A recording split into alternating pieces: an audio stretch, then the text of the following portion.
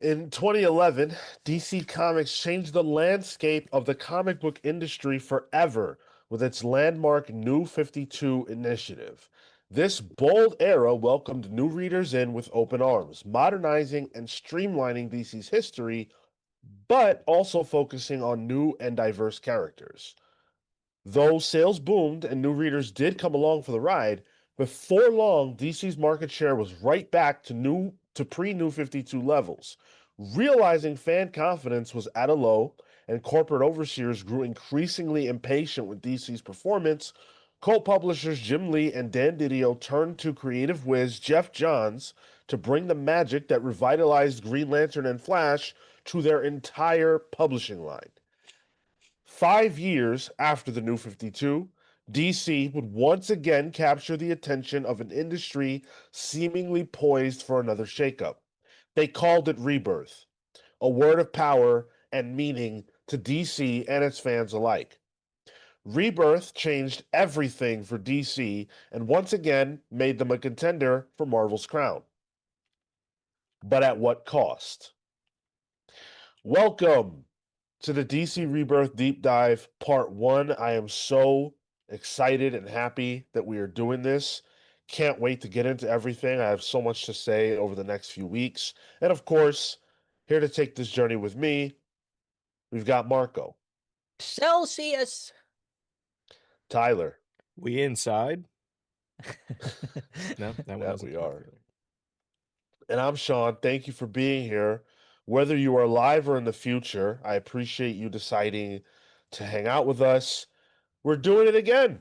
We're doing it again. We're doing another deep dive, the first one of the year. I am very, very, very much looking forward to this.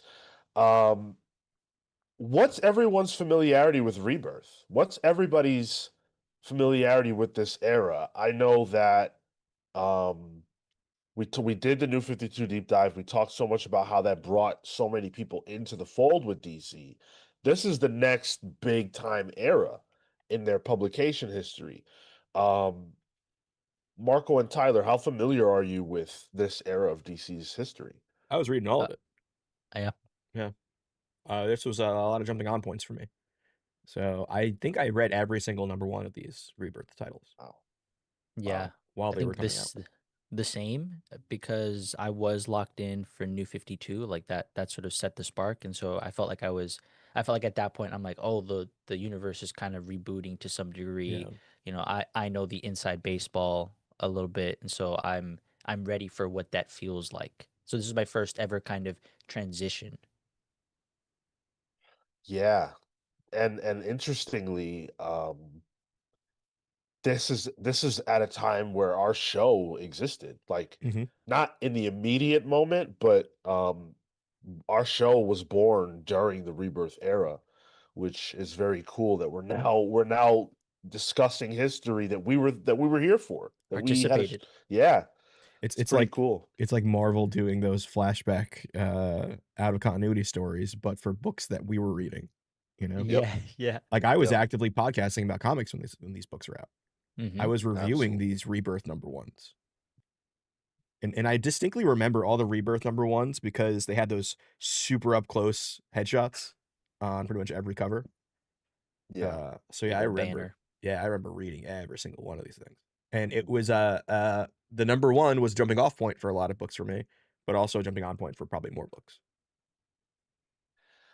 Ida Wilder joining us on the channel membership at the Sidekick tier. Thank you so much. And they also said, where's their comment? Breaking Lurk for Rebirth. I love it. I love when you guys break Lurk. Thank you, thank you, thank you. Now, this is the 10-year anniversary of Rebirth. Hmm. This is the 10-year anniversary of Rebirth. We're in that right now. In fact, in real time, Rebirth would have been announced last month. So Oh, we wow. are really 10 years ago last month, Rebirth was announced. So we are really like celebrating this time period in a great way. And we're doing it all month long, not just with this deep dive. We'll do probably 4 installments of this. Tuesday, we've got the Doomsday Clock Book Club. So there's just Monday. Rebirth. Monday, Oh, Monday, Monday. Excuse me. Monday. Sorry. Monday at 6. My bad. So we've got a lot of Rebirth to talk about. You guys seem very excited. I see the chat. Love it. Let's do this. Let's do this. We've got enough people that showed up live. Let's get into it. Now, DC in 2015 is in a bit of a weird spot. Yeah. DCU launched, which is still within the purview of the New 52. It's just the next sort of banner and initiative Oh of yeah, that's right. ideas. You. Yeah, Yeah. That's right. exactly. That's right. And it was very much a response to the idea that DC's comics in the New 52 line in particular, 4 years later, had kind of gotten long in the tooth and no longer were that jumping on point for new readers that the New 52 had been on the outset. And so DCU introduced stuff like Batgirl from Burnside, it introduced us to Prez, Gotham Academy, things that a lot of people who were, I guess, less entrenched in comic book history really ate up. People found their way into DC with some of those books. However, go ahead, Tyler. No, I was going to say that it's funny that the DCU was an entry point for some people, but there were some drawbacks when I was reading it at the time too. And what were they? Those books were really focused on diversifying things. There was a lot of female-led books. There was a lot of female creatives in that. But I don't think it really lit up the sales charts when those books are coming out, from what I remember. And I think it's funny that you're bringing this up because I think this is the last point of the New 52 deep dive that you talked about. So this is a direct sequel to this deep dive. Yeah. So it's cool that we're kind of picking up where we left off. Yeah, and I'm gonna share a link to the New 52 deep dive for anybody who does want to hear that. I'm making a playlist for it as we speak. Oh, okay, cool. I'll leave you to it then. So yeah, what Tyler said, the sales for DCU were pretty bad. Pretty bad.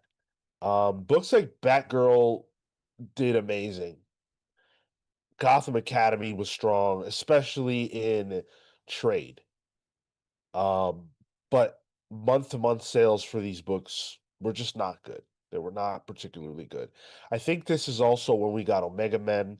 So you have writers like Tom King starting to rise up. Yeah. And Omega Men notably was actually canceled, but revived due to fan feedback. So but DC knows that the sales of these books are just not strong. They're not where they need to be, and DC's in trouble. Marvel is beating their ass. Marvel is dominating. The sales of the New 52 have plummeted to pre-New 52 levels.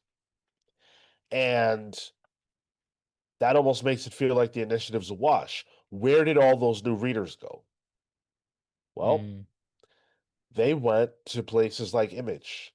They went to places like Marvel, who, were doing things that readers found interesting at this point in time. Whereas yeah. DC is sort of spinning its wheels. I remember that being a place where it felt like suddenly everybody or everyone had like a new sci-fi image number one, and that's where we started to get into that idea of the space plus X theme at image. That was just like, that's the way that it goes. Everybody who has a book is going to be doing something in that flavor, and people were flocking to it. In 2016, Marvel was all new, all different, right? I think so. Yeah. Yes, So that sounds right. you had some really big jumping on points, but like they were fucking Inhumans was kind of big for them then. Like that's where they were. That even like their like previously C tier stuff has been pretty big. You got like Bendis on Iron Man around this time. So there's some really big creators still there focusing on big books where TC was kind of not that. Well, it was also off the tail of Secret Wars, Yeah, which there's was momentum. huge. Yeah, so much momentum. I remember the buzz about that, leading into, oh yeah, all new, all different's gonna be rad. Atomic Hound coming in hot with the first super chat the first super chat of the show. 1999. Thank you so much, brother. Says, looking forward to this deep dive. I was ready to give up at the tail end of the New 52, figuring I had finally outgrown comics in general. The Rebirth announcement saved the day. More like the relapse announcement. And Hound's not alone in that. There were a lot of fans who felt that exact same way, that the New 52 and DCU later on had left them in the dust. Mm. And so, the first instance that I could find personally of someone talking about DC rebooting or overhauling in any way prior to Rebirth is, of course, Rich Johnston, who will be mentioned a lot throughout this. Now, in January, I'm sorry, no, not even. As early as December Of 2015? of 2015, Okay. Rich Johnston was already posting that he had heard of massive overhaul to come behind the scenes at DC Comics. One of the primary things that he identified was that DC wanted to double ship their biggest books. Now, double shipping means that the books would come out twice a month. So you're talking about, and this is according to Rich, you're talking about books like Batman, you're talking about books like Harley Quinn, which at the time was considered a big book, Justice League, Superman, Batgirl, Green Lantern. So they really wanted to make sure that their biggest and best books were on the stands as often as they could possibly be. Now, shifting gears to January of 2016, Rich has a little bit more information than he did before. And this has to be annoying. This has to be annoying for creators. Really for the publisher. Yeah. So this is the report. This is coming out of Bleeding Cool, January 22nd, 2016. Bleeding Cool has run a number of stories about the upcoming changes expected after the publication of issues 52 of the remaining New 52 launch titles from 5 years ago. And it seems like it's time to do the New 52 relaunch all over again in June. I understand that a top-down change has filtered through the publisher, which will see another relaunch for DC Comics with everything getting a new #1 in June. Those that survive, that is. And the new line even more dominated with Batman, Superman, Wonder Woman, and Harley Quinn / Suicide related titles. Anything tying in with a film and or TV show like Flash, Green Arrow will be okay. Anything that's not is less so. I haven't heard about Green Lantern. But yes, this will mean another big issue 1 relaunch. Could this be all new, all different, a bit like the TV shows DC Comics? Interesting. The thing that jumps out to me there too is like this is the beginnings of like Harley becoming part of the Trinity for a while. You know what I mean? Like in terms of notoriety. Yeah. Even then, it's like the 4 pillars of DC with Rebirth, and even in the rumor stage, Batman, Superman, Wonder Woman, Harley. Yeah. And that's all that is top down from the film division too. Like fucking Margot Robbie was huge. Yeah. Absolutely. Which explains why Hound got back into it as a big Harley fan. So that tracks. Margot Robbie fan. Sure. So the first public official acknowledgement that something was coming is from Dan Didio and Jim Lee, co-publishers. Both of them tweeted Rebirth on January 22nd, 2016. That's the same day that Rich Johnson posted big details about what he'd been hearing about their reboot or relaunch plans, which he calls a rich twitch, which I think is funny. We gotta get him back on the show. Jeez. For real. So it's official. DC is letting us know something big is coming. And behind the scenes, they're gearing up for something huge. Here's another report from Bleeding Cool. Rich reports that on February 2nd, that it's, quote, a hard time pitching DC Comics right now. Everyone's at it. Everyone's in competition with each other. Even those who don't know they're in competition with anyone. But what's worse for some is that anything that was in the middle of being pitched or considered is dead. Everything has to be new. Even if it was previously pitched, even if what was previously pitched was really, really good. Tumultuous is the word I have heard used, and it's not just an issue for DC Comics. As a result of the upheaval and uncertainty, record numbers of comic book professionals have been contacting editors at Marvel Comics Wow. and publisher of Image Comics, Everett Stevenson, than ever before. So this smells like such a hard pivot that they just were like, fuck it. Nothing. There is no sacred cow here. We're just going to be like, hey, everyone has to start from fresh. Even That's the books insane. that weren't even, I'd be so curious to know what was deep in the process of almost coming out that didn't because of Rebirth. So much, dude. So much. And it's wild to think that that's just the directive we take, right? Like to squash creator and creative ideas like that, process and progress. We're going to talk a lot about that idea, Marco. A lot. I want to quickly acknowledge we got a super chat from Jet X, my dude, $5. New 52 was where I started reading, but Rebirth was when I started paying attention to the industry. So many great titles from this era. Yeah, dude. Now we're going to talk about a bunch of those as well as we go along. My dude, Hyper Viper 89, Justin, joining the Comics Pals channel membership at the Sidekick tier. Thank you, brother. Easy Bake Lovin'. 2469 joining us as well. 2469 too. Come on. Rami Darwish with the 10th spot. Hey, it's good to see you, brother. Yeah, dude. DC Rebirth, to me at least, was one of the most cohesive initiatives in DC. It has the most compelling storyline with Rebirth, The Button, and Doomsday Clock. Yeah, for sure. For sure. I'm neck deep in some of that stuff. But so DC made it officially official at Comics Pro in February of 2016. There you go. On that same day, DC announced the signing of 3 major creators: John Timms, Clay Mann, and the burgeoning superstar that is Tom King. That's right. Thomas Yeah. King.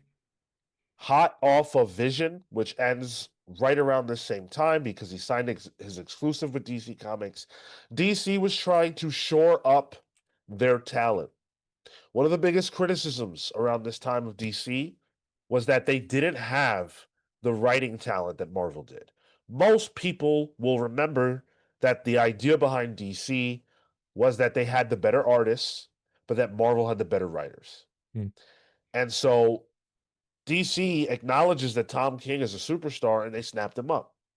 He's not the only new creator that DC had their eyes on. Joshua Williamson started to rise around this time as well. Yeah. James Tynion is another creator who really made his bones on some of the smaller DC titles, didn't do much, if anything, at Marvel. So they're building a roster of writers. Those are the household names of today. Yeah. Yeah. 100%. And it's wild because like Tom King was only really big from 2 books. It was Vision, it was Omega Man. And there was enough fanfare for them to be like, all right, give this guy fucking Batman. Well, Yep. he done that. He had done also like Nightwing. Oh, was it Grayson? That's true. He was big at the time. co-writing with Seeley at the time, yeah. And oh my God, the war one. Oh, Sheriff of Babylon. Sheriff Babylon. Yes, Excellent. yes, that's right. Yeah. So it was hit after hit after hit after hit. He had momentum. It hits on books that probably wouldn't hit if it wasn't him. You know what I mean? Yes, exactly. Like a Vision book doesn't sell outside of like it being critically well regarded. Same for a book about the Omega Men. I couldn't have named any of the Omega Men previous to this. Yeah. And think about the position that DC is in, being the clear number two, but number two pretty far behind at Yeah. this particular moment in time. But what they're doing is they're building for the future. Marvel let Tom King go. Yes. Not in the sense that they told him to fuck off, but in the sense that he's writing their most critically acclaimed book of the time, Vision, which won an Eisner and built Tom King up huge. He signs exclusive with DC. That's a bad look for Marvel. One that I have to imagine even today isn't great. Yeah. But we'll talk about this later. Not everybody at Marvel loves Tom King. There are some Okay. issues. There are some Interesting. issues. I think I remember us talking about this decision. We were like, this was a great idea. This was the move that helps to propel their success for the future. Tom King is the one that got away. Yes, and there might be reasons why he got away. But DC makes the official announcement. Rebirth is happening. Jeff Johns introduced Rebirth to retailers at the event with a video using motion comic graphics to showcase DC's long history. Such a fucking 2016 sentence. Yeah. He talked about how the first two rebirths, Green Lantern and Flash, were about the revitalization of those characters, their worlds and mythos, and getting back to epic, exciting stories with heart. Those ideas laid the groundwork for the third rebirth, DC Rebirth. Now, we're going to use a lot of quotes and we're going to use a lot of references to conversations that people who are important had around this time. And so I want to turn now to CBR, who had an early interview with Dan and Jim to talk about what the point of Rebirth was. It started when, actually, this is from Jeff Johns. It started when Dan and Jim Lee came to me and said they wanted to end things at number 52 and work to build back to a shared universe with big stories. They wanted to take another look at everything. Dan mentioned the word rebirth to me. I said, look, that word's incredibly important to me. I feel some pride and ownership of that word.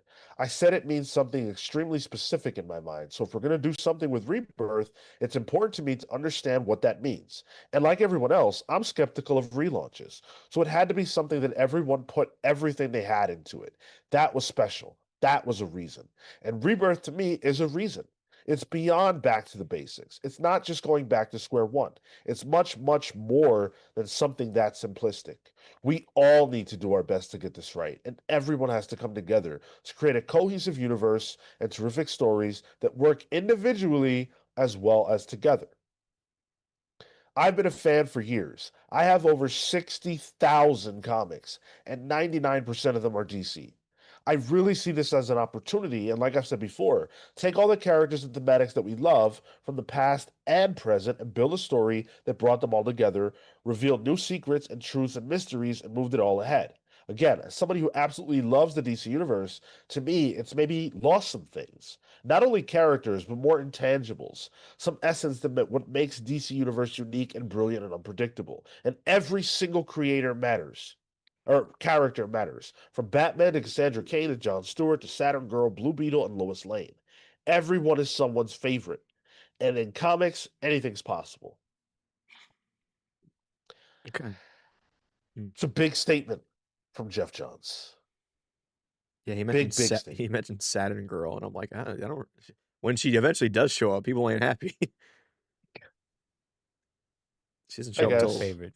Batman, strangely. Yeah. That makes sense though. But like, one of my questions, and I'm sure you're gonna answer it, so maybe I shouldn't even ask it. But is with the advent of the New 52, we talked about how hectic those number ones and the creations of those new books were, and a lot of them didn't really know what the other ones were doing. That's why you had, essentially two different Supermen going on, or at least two different ideas, and they just used like, oh, the time period to kind of justify it. Was this similarly as haphazardly quickly put together? Depends on who's talking. Cool. Yep, that sounds about right. Whose perspective on Yeah. it? If like Yeah. is it a Jeff Johns to Dio situation? There's various perspectives, and we're Okay. really close to talking about that. Yeah. So I'm Okay. gonna Yeah. I'm gonna barrel through. What has the process of working with the creative teams been like? How hands-on are you in shaping these books? That's a question that Jeff Johns was asked Hmm. by CBR. I have a writer's room here at DC. Usually we're breaking down film or TV. So editors come in, writers come in, we sit down, we talk about Rebirth, what it means, what our goals are, how to build up and forward and look forward and instead of tear down. I have a whole wall that's a whiteboard and an extensive comic library. And we talk about story, about what we love, about the characters. Take Birds of Prey. We talk about why we first loved the Birds of Prey, why we love Dinah, Barbara, and Helena, the runs we love, the characters then and now. It begins with that, and then where it all goes next. So, what can we build on in this case? What story can only the Birds of Prey tell? I think there's a great one coming up. Question. This definitely sounds targeted at more longtime fans, more lapsed fans. What about newer or more casual readers? Answer. If you look at Green Lantern Rebirth or Flash Rebirth, absolutely it's targeted to fans who have read a lot of comics, who have as many comics as me. But at the same time, people can pick it up, and there's enough in Green Lantern Rebirth for someone who to pick it up who has never read Green Lantern and understand what's happening. With DC Universe Rebirth, it's the same thing. If you have, like me, long boxes of DC, you will be very happy. If you've never read DC before, you won't be too lost. This is definitely for comic book readers more than it is casual readers, just like Green Lantern Rebirth. But that doesn't mean it's exclusive of them. Mm. So the New 52 is flat ground, with the exception of Batman and Green Lantern. So it's got some small hooves to it. Yeah. It's got some humps. Rebirth is all humps, pretty much. Rebirth is not flat ground at all. And Jeff Johns is being a little bit coy, I guess, and sort of saying that, hey, anybody can read this just like anybody can read Green Lantern Rebirth. And that was true. I think it's fair to say that Green Lantern Rebirth was readable for anybody, but look Yeah. what it did. It took a character in Hal Jordan, and Flash Rebirth did a similar thing by taking Barry, and it brings them back into the fold. So it's making something old new. Sure. Hmm. If you were a Wally head, or if you were a John Stewart head, then the idea of rebirth is taking what you really loved and pushing it to the side for Yeah. that old thing. Yeah. You're gonna hear a lot of that. And just from the way Johns is marketing it here, it feels like the main focus is getting those people that New 52 lost back, getting those Wednesday Warriors back, getting those people who were ritualistic in buying comics every Wednesday, who might have felt like they were a little lost post New 52, where things do not resemble the book that they remember liking and picking up. And it feels like Johns is targeting them specifically, even so much so that CBR had to be like, what about new readers? Like, because Johns wasn't talking about that, you know? Hmm. And presumably, right? Those people, it's not even necessarily that they're getting them back because they left. They just weren't picking up DC books, right? So like the same True. audience is there. So you're just trying to message to the people who, they're at the wall there and they have their hand hovering, and they're deciding, is this the book I pick up now? Those guys that Sean is sheriffing at the comic That's shop. right. Yeah, Like, yeah. just pick a fucking book, Jesus. 30 more seconds. Yeah. Seriously, I'm fucking clocking you. Tevya Smoke with a 2-spot question: was New 52 Superman death controversial? Yeah, of course. It's crazy. We're gonna talk about that. Common Sense with the 499. Is Justice League 3000 still part of DC post Rebirth continuity?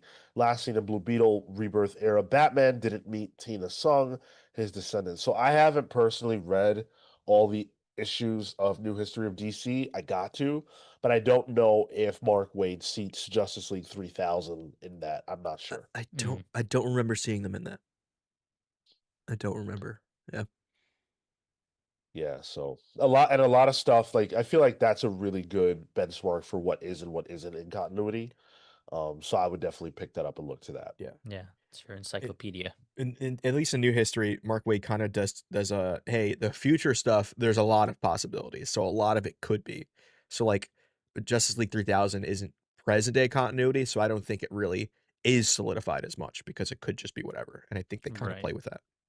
It's a good idea. The future could always change. Something Yeah, could, it's malleable. Right, yeah. DCKO. Now, you guys talked about the messaging a little bit of what Jeff was trying to sell us on. And the messaging is consistent. The messaging is consistent. And here's a quote from Dan Didio that I think is pretty important.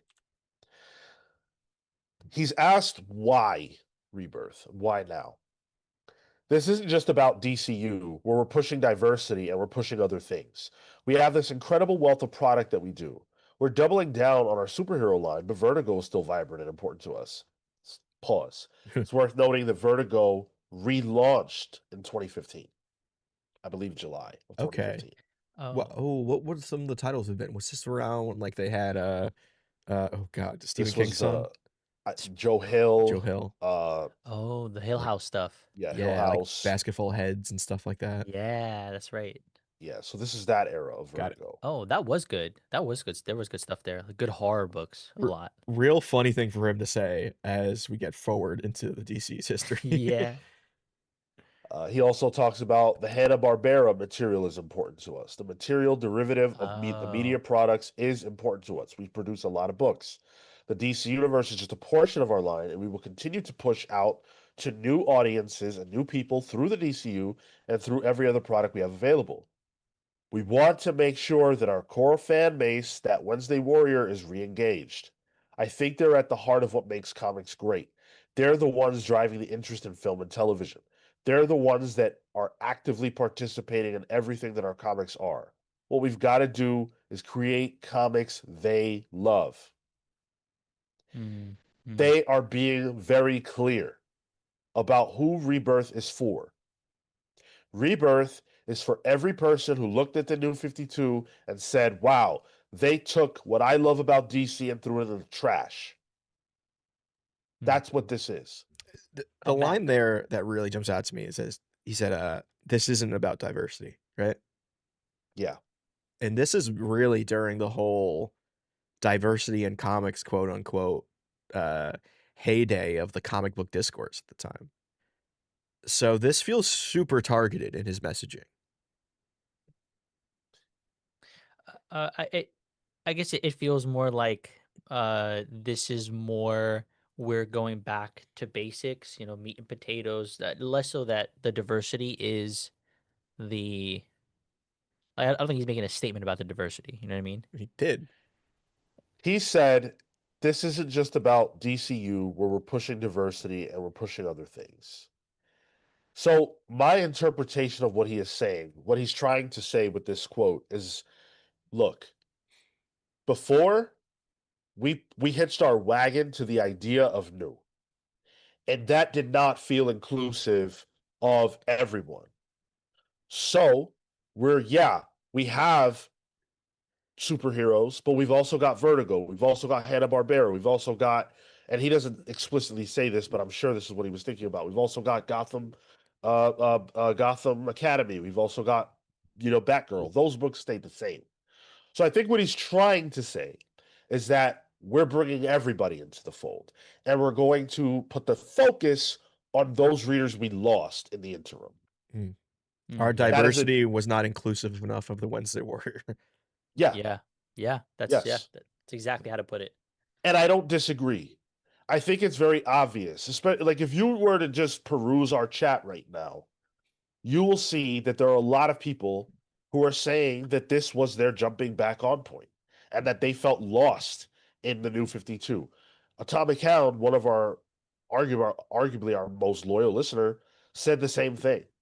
So I even felt that. And I was a new reader with the New 52, but I felt like, wow, this doesn't feel big anymore. This doesn't feel exciting anymore. They needed something different. And Rebirth was that different. And Rebirth was exciting to the older readers. But certainly the messaging is clear. This is not for you if you consider yourself to be a casual reader of DC's comics. It's just not. Yeah. You have to be integrated. And I think that messaging also for somebody who now that I'm thinking about it, as I was more in the fold, felt like, oh, I'm being spoken to. I'm being told to come deeper into the pool, right? Like I can swim a little more freely with this set of new number ones. I can explore. I have a foundation that I can now build upon with this. Interesting, because like New 52 for me was a mostly of a huge jumping on point for DC Comics for me. I had been reading previously, but only really like the big titles, the Justice Leagues, the the Blackest Nights, the Green Lanterns, all Final Crisis, all that stuff. That was what I was reading pre New 52. Once New 52 started, I was reading so fucking much DC. And that continued through this. Like I was not the person he was talking to. Was I Wednesday Warrior? Fuck yes. I was even podcasting about it. But I was involved with the stories where now. I loved DCU. I thought there was some really damn good stuff there. So it's a little weird seeing that because at the time I felt like these books were for me and I was enjoying them. And um Rebirth continued that trend, but it didn't really like disrupt what I like. I had no issues with DC Comics in a major way around the time. DC promised a lot of things to retailers when they made this announcement. And we're focused on the Comics Pro announcement. But there was a bigger reveal that comes later at WonderCon. We'll talk about that shortly. One of the biggest things that DC promised was 100% reimbursement on costs incurred by LCS owners in promoting Rebirth. So essentially, what they said is if you plan to promote our books, our initiative in your store, however you're going to do that, we will 100% pay you back for whatever it costs you. That's pretty cool. So if you went to your LCS, you might remember that they had standees with all kinds of Rebirth books. They had posters. They had all kinds of shit. Everything you saw was fully funded by DC Comics because they wanted to get you in stores. DC also promised returnability. DC also promised less overall titles. Rebirth was a 32 title initiative. All of them number ones, except for Action and Detective Comics, which, in an effort to appease longtime readers of those series, which had for the very first time in their history reverted to number one with New 52, they went back to their pre-New 52 numberings, 957 and 934 respectively. And they integrated the New 52 numbering to catch up, right? Is that what happened? Absolutely. Okay. Yeah. Okay. Absolutely.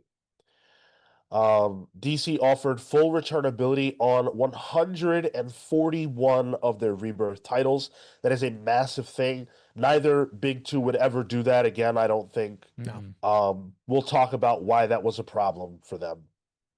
And then the other big promise was that DC would hold the line at $2.99. Yeah.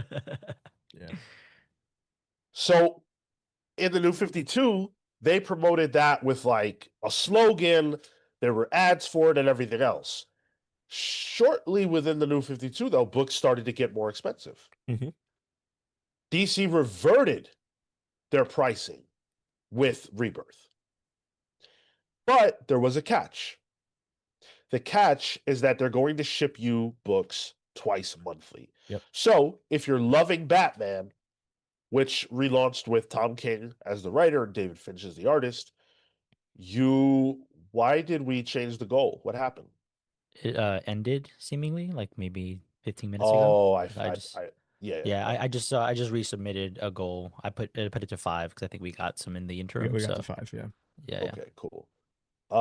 So they they were double shipping all of their biggest books and keeping them at $2.99.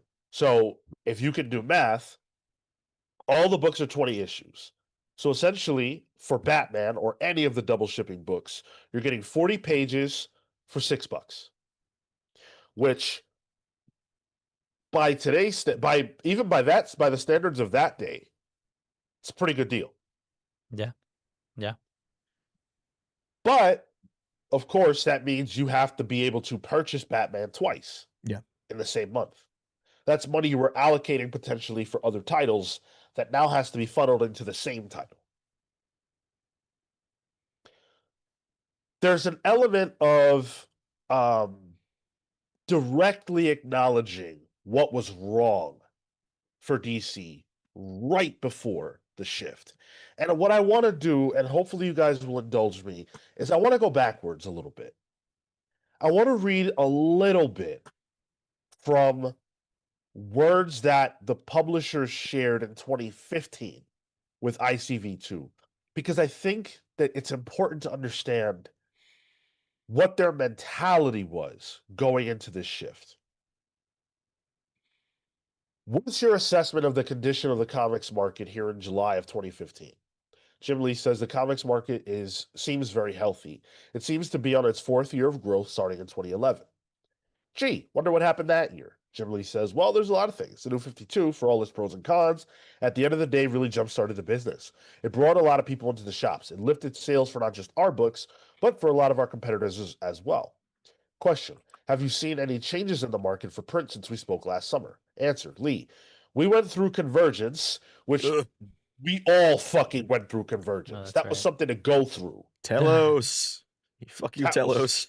Yeah. And through DCU, which was really the first step toward this larger plan to diversify and be more inclusive with our line. I think one of the missteps, if I can call it a misstep, in launching that is we lost sight of our core audience. There's still a very large audience of readers that want continuity-driven action-adventure stories featuring the classic look and feel of superheroes. Not everything has to feel indie or different. In fact, just throwing those attributes onto a title doesn't necessarily guarantee you'll find this new emerging audience that everyone's talking about. At the end of the day, they're just as discerning as any other fan. It has to be good on top of all those other things like diverse and inclusive and independent feeling. Sounds like you're acknowledging what retailers are telling us, which is that the response to DCU has not been what they'd hoped. What are you doing differently to address the concerns for retailers who are having trouble selling those titles? Answer from Dan Didio. The reality is that DC was willing to cast a wide net to see where patterns were developing with the new audience. We put out humor, we put out diversity, but you find that diversity in and of itself does not sell. It's a way to reach different people, but the quality of the material is what they're going to gravitate to, and the tonality of the material, and what types of stories they like, and what their expectations are for comics. That's what Jim was alluding to our focus, to focus our line and focus our selling of the line in a way that allows people to find the books that interest them the most. What is Dan Didio saying? Dan Didio is saying that diversity as an idea in and of itself does not sell comic books. This is something that both the big two identified, or Sure. at least publicly stated, because notably in the same year, 2016, as Rebirth launched, David Gabriel, who is was at the time the senior vice president of sales and marketing for Marvel, said explicitly in this exact language, diversity doesn't sell. That was a very hot topic that got that guy to go lips sealed in the future for the most part. Yeah. Because it was a bad thing to say. But make no mistake about it, behind the scenes, both publishers very much acknowledging that they left their older fans in the dust. What did Marvel do at the same time? Right after All New, All Different, they launched Marvel Generations, which is the initiative where they paired old characters with new ones. Yeah. This The identifying of that it's interesting that the timeline works for both of these publishers. And in this case, the way that Dan Didio is talking about it, it's about the quality. It's not about, not that the idea is inherently bad. It just isn't a mover from a business sense. And so because of that, you do have to give it that push, but that push can come off as force. And that ultimately impacts the quality. And I also think like both of the publishers were reacting to just an idea of identity politics being huge at the time. 2015 liberal politics is something we look Yeah. back on now, like, okay, Yep. hold on a bit. And I'm lit the fuck out, So like I'm all for this. But I can also see how if you do it all at once, the people that are actually holding up your company are unfortunately older white dudes who have disposable income, you know? Um, so from a business decision, it's probably not going to do great if you do it all at once. Mm. Um, and it becomes noticeable, and then and especially the comic book YouTube becoming huge at this time too. So there's a lot of thought policing. There's a lot of what's the word I'm looking for here? Like a lot of ideas coming up in comics, like the whole idea of diversity in comics. Wasn't there like a shitty YouTuber who called himself that at the time? Was Yes. it? Yeah, Yes. yeah, and it was a big topic, and it drummed up enough fervor and backlash that even the publishers had to fucking address it. I mean, on just to that continued point, this was I was just trying to remember, but this was the same year, 2016, with Chelsea Kane, the writer A Mockingbird, Mockingbird, yeah, and the T-shirt asked me about my feminist agenda, like all that stuff, like that all came. And ironically enough, Comicsgate is sort of born out of yes, all of this as well. yeah, 100%. and it kind of sucks because I can see as maybe a new reader who maybe got into comics in New 52 or even DCU, and maybe not being an older white dude, especially a younger generation, coming in and hearing this, and that's probably why David Gabriel got so much fucking flack at the time. Um, doesn't feel good. Yeah. Because it feels like you're getting thrown to the wayside, and they're just And, going back to what works. and a lot of people did feel like that. Yeah. Now I want to read this last quote. I know I'm reading a ton, but I just think this is so interesting. And then we'll do something slightly different. Um, he was asked. Dan and Jim were asked by ICB2 in 2016. You're going to 299 for the books in the Rebirth launch. Do you have research that shows trial increases as the price goes down? Didio. You see research that says there's price sensitivity on the product that has the highest rate of demand, and that there's also price sensitivity for lesser products, but that also means their sales drop much more precipitously. We're seeing a much greater divide between the top and the bottom of our line. We find that the company's most healthy where we have a strong middle. What we're hoping here is by giving the double shift at a more affordable price that isn't something to set people off, that they might be more willing to try the books, sample the books, and stay with them on a more consistent basis. Our goal is to sell more books. We could raise prices and sell less copies and be just as profitable, but I think shrinking our market, shrinking our business any more than it has would be detrimental to us all. We shouldn't be in a situation where we pat ourselves on the back for minimal sales at high prices. We should be Mm. trying we should be trying to be expanding our business as much as possible, especially given the time that we're in right now, where our characters and product has never been more recognized. It doesn't make sense. Mm. That middle, the middle class there, um, like it makes sense because as much as you want to have your big hits, that's unreliable, and the having a sustainable and prolonged average, you know what I mean? Like not that the books are good or bad, but rather that they're driving strong retention. That's ultimately what matters in that middle piece. So as long as you have 30 titles that are doing all right, you're sustainable over we have 3 or 4 hits and we have some stragglers. And if you're I mean, with all the deep dives we've done, we're pretty much Dan DiDio historians at this point. Seeing this shift is really interesting in the framework of Dan DiDio's mindset with comics. Where like Dan DiDio's big thing is getting new readers, getting that lost generation of readers. And this feels distinctly against that.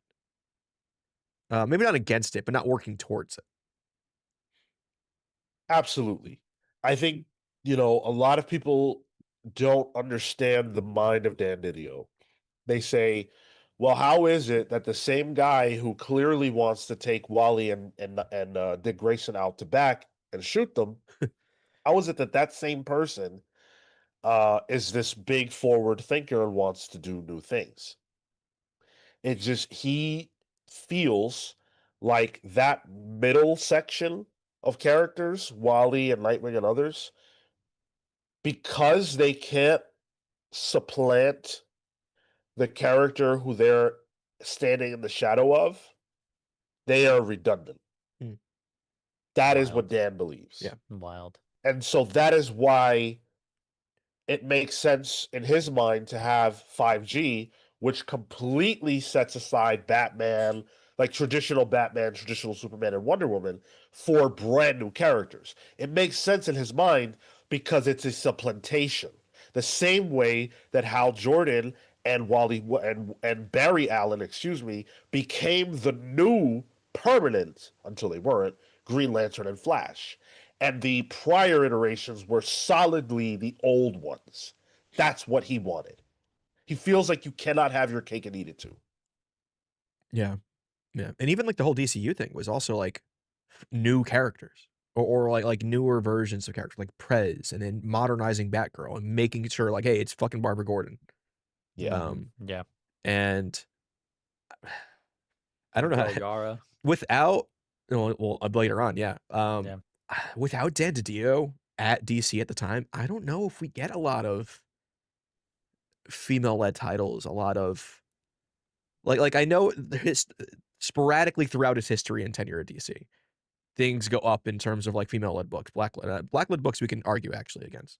But there is a distinct push for diversity in comics in his tenure, and to Yes. to look for those new readers who are looking for stuff like that. Rebirth is a very distinct. He's almost retching back from that. Like, oh, okay, we went a little too hard. Let's try to go back a bit, and then it ramps up to 5G again. I feel like the strategy was also very much like family based, right? Like and Hmm. head of a household. And so what I'm saying there is we have all the Bat title books, right? Batman is head of household for that, and that can be the only head of household. So you can't in that case have a Nightwing because he's just Batman light. Yeah. Basically, just that these characters cannot. There's a direct quote that I actually heard him say yesterday that I thought was brilliant. He was saying how, because Batman is um never gonna age, Hmm. and all those characters are essentially never gonna age. But Wally and Dick do age, and we've seen them age, and they continue to age. If we keep this up, at some point, those characters are going to be older than the characters that they were created to stand in the shadow of. Mm. Yeah. So how do you solve that problem? The gap, right? The gap continues to shrink there. I mean, honestly, comic book characters, they hit 35 and that's it. They never they actually don't grow. That's Nightwing's permanent age. Yeah. 35. And he's Nightwing ain't probably no more like damn 30. 35. Yeah. He's about all the Nightwing-ish characters are about 27. And I'm Yeah. saying that across Marvel and DC. They're Yeah. all in that But age range. but you're right, because like Wally West can grow. He can become Kid Flash, and then he could become older Kid Flash. But Barry can't become old Flash. Because Jay is old Flash. Exactly. Right. Yeah. Yeah. They're locked in. Alan Scott is old Green Lantern. Yep. DC has a problem that they 10 years later still have not solved with that. Yeah. It's not, I don't think it's a solvable problem. But yeah, and chat, by the way, we see you guys. We see you. There's just so much. There's so much going on. Smash that like button. So many of you here watching. Thank you. We got Really was hoping to get a bunch of you here for this deep dive. we I'm got gonna Ethan shout out. Barrel Yeah. from it says, "Hi pals, first time catching a live show when I'm from New Zealand. It's Hey, 5 yo. a.m. Sheesh. Yeah, it is. Old co-host of the show, Kale, used to do that every week when he Yep. lived in New Zealand. He'd watch the sunrise. Yeah. You guys want to hear about the launch titles? Hear about them. I read them, Sean. Let's finally talk comics. Let's get into it. So, DC kicked everything off with DC Rebirth proper, DC Rebirth #1, which was promised to be it was an 80-page one shot that released at $2.99. That was written by Jeff Johns with art by Ethan Van Sciver, Ivan Reis, Gary Frank, Phil Jimenez. Dropped on May 25th. And that was really the opening salvo of the New 52. It sets the stage for everything that's to come. We'll talk about that more in depth a little later in this episode. But that's what dropped first, and it led the charge in May. June had a bunch of the Rebirth specials, so they led Rebirth with these one-shot specials that kind of are primers for where these characters are now. And so you've got Aquaman, Batman, Flash, Green Arrow, Green Lantern, Superman, Titans, and Wonder Woman Rebirth. Those are all one-shots. Then you have new #1s: Aquaman, Batman, Flash, Green Arrow, Green Lantern, Superman, and Wonder Woman, shipping twice monthly. And those all started in June. Then you have Action and Detective Comics shipping twice monthly as well. July sees Batgirl, Hal Jordan, Hellblazer, Justice League, Nightwing, and Red Hood and the Outlaws. All those Rebirth issues. Okay. Then you also have Batman Beyond, Blue Beetle, Cyborg, Deathstroke, Earth 2, Suicide Squad, Supergirl, Teen Titans, and Trinity. Okay, that's where we have our melanin. Cool. A little bit of that, yeah. And also Gotham Academy, Supergirl, Superwoman, who in this era is Lois Lane, Super Sons, Teen Titans, and Trinity. Who was on the team for Superwoman? Hold the phone. Because when these books were announced, nobody knew the answer. It was just character only, right? Yes. Yeah. Every single one of the announcements that I just shared with you happened at WonderCon. All these books were announced, and none of them, except for the DC 80-page one-shot, the Rebirth one-shot, had announced creators attached. Wild. So who knows what behind the scenes we're looking at as far as talent, as far as potential diversity. We don't know who's involved. Not only that, we don't even know what the fuck these books are going to be about. Yeah. And like, from what I remember correctly, some of those DC Rebirth one-shots, the ones, that's the ones where there was like a real close-up face shot on the cover. It weren't necessarily the creative team that did the book. Not in every case. Yeah, not every one of them. So most of them, but not all of them. Which seems uneven to me. Yeah, it's also what a wrong play, to not do so, especially if you're announcing this, let's say at a Comics Pro, right, where everybody's there, retailers are trying to think, what am I going to order? I don't know. Well, I'll tell you why. Because they didn't know. Yeah. Well, it's very interesting because, as we said earlier, Bleeding Cool was talking about how they weren't sure exactly what Rebirth even was. Is it some kind of a reboot? Is it a relaunch? What are we looking at here? We just didn't know. And so we learned from Jeff Johns that DC Rebirth isn't a reboot. It's the next chapter. And so this is what Jeff Johns had to say specifically to readers, for readers. This was his public consumption comment for us. And this came out in April.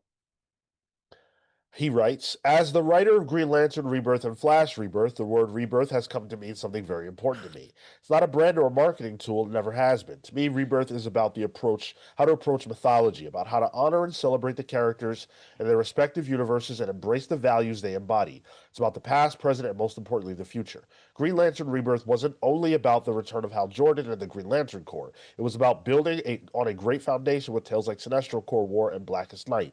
Story that challenged our heroes, redefined their villains, and introduced new threats and adventures built on the core essence of the Green Lantern myth. And if we were going to do a rebirth across DC, we needed to take a hard look at where it was now. And a rebirth starts with bringing something back that has been missing. For the DC universe, it's about more than just heroes and villains we might not have seen in a while. It's about the intrinsic values of what DC Comics and its universe stands for. That's epic storytelling, that's legacy and honoring the past while moving it all to the future, that's hope. In a world of digital cynicism and perhaps justified skepticism, I hope you're surprised when you read the books. I hope you'll feel the passion the creators have for the DC Universe within their pages. But my greatest hope for all our readers, old and new, returning and diehard, get a sense of the entire universe as one cohesive, living organism built on the greatest heroes and villains in the world, honoring what's to come before while looking to what will come tomorrow. Rebirth is the next chapter in an ongoing saga of the DC Universe, and I can't wait for you to experience it. Good marketing. What do you say? Digital? What? A digital. I almost said avarice. No. I have it Yeah. here. Digital Cynicism. Yeah. Yeah. Well, I was like, man, wait till fucking 10 years later. Yeah, digital cynicism. It sounds flowery. Sounds nice. It sounds like marketing. It sounds like marketing. Yeah. He also talks about and Didio and Jim Lee talk a lot about the fact that Jeff Johns has been working with the creative teams, particularly the writers, on all these titles, to get them ready, to get them in a position. Jeff Johns really takes on an overseer role in this era of DC. Notably, the only title of all of the ones that I told you about, which is 32 total, I believe, the only one written by Jeff Johns is the Rebirth one-shot. That's crazy. True, yeah. And as I think about it, I don't think he does any of the books. No. Jeff Johns writes in the Rebirth era, Rebirth Special, 3 Jokers, not the Button. It's which Williamson. he established here. The Button is Williamson and King. Doomsday Clock, 3 Jokers. Wow. 3 Jokers. Wow. And from what we're led to believe, it was all of that was for Doomsday Clock and 3 Jokers. I mean, this is also around the time where he's working with the films, right? And Stargirl is his thing. He's knee deep in films. He's knee deep in the production of the DC film universe, which I affectionately refer to as the DCFU because it was a giant middle finger to us all. Unless you enjoyed some of those movies, which I did. But yeah, Johns is a busy guy. Johns is a super busy guy. Yeah. There was an edict placed on editorial at DC by Diane Nelson, who was the president at the time, that Jeff Johns was not allowed to write more than 2 books at a time. Wow. Because she needed him elsewhere. Yep. That's where he's in Donner's old office. Yeah. At WB Studios, yeah. Drinking a Coke Zero, 7 o'clock in the morning. Getting ready for an interview. Yeah. Yeah. So it's really interesting. Now, getting back to the idea of these creative teams and what is going on with the creatives, here's what Rich Johnson reports out of Bleeding Cool. So I asked a few comic book creators who had been pitching for the DC Rebirth relaunch who have been starting to hear whether they were successful or not. Oh, yes. The big reason DC didn't announce creator names along with all the titles at Comics Pro the other week, many of them were not yet decided. Yep. Insane. And as Jeff Johns tweeted, it's not a reboot and it never was. Which was a surprise to many of the creators who had been pitching because they hadn't been told any of this. They had been told to pitch anything. Reboot, relaunch, refresh, whatever they felt like. I was told that certain creators might have pitched something very different if they had known what was expected of Yeah. DC Rebirth. Yeah, 100%. People were pitching origin stories probably. Yeah, or like characters off the board, you know? How could it be simultaneously true that Jeff Johns was working with these people for 6 months before February, and yet when they made the announcement of the books, none of them had creative teams that were solid, or at least not enough of them that they were prepared to make an announcement?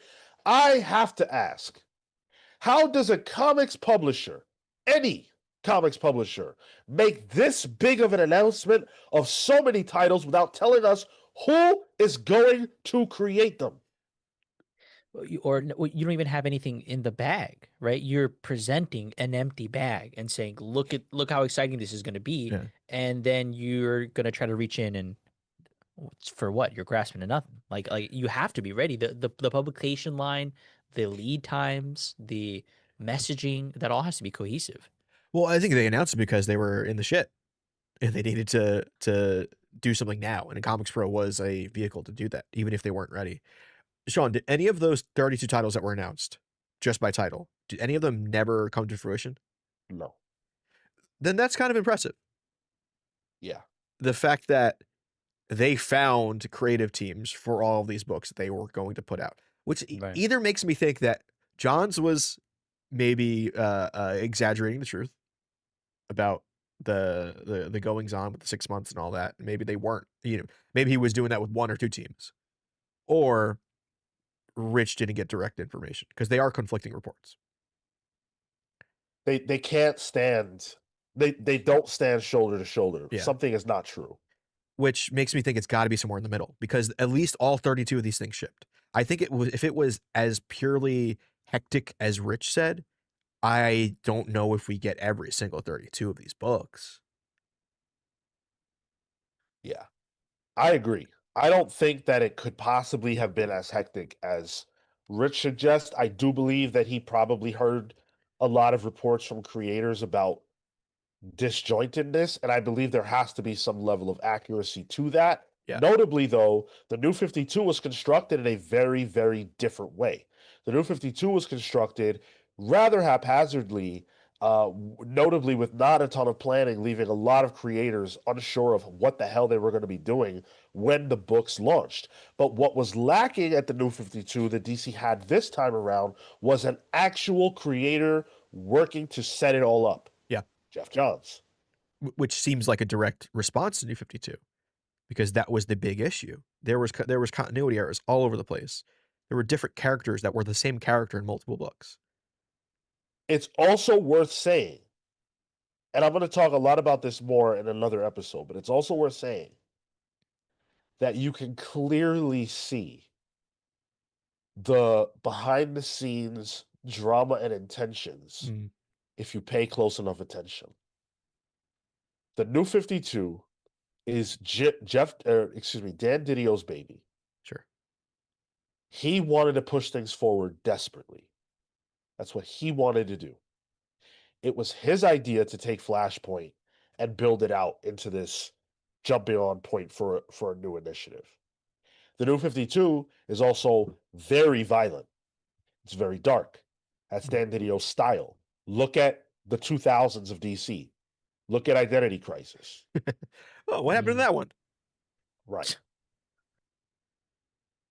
So, whenever we get around to Rebirth, who do they turn to? Jeff Johns, a guy who's steeped in legacy, who loves DC's rich history and doesn't want to pivot from it.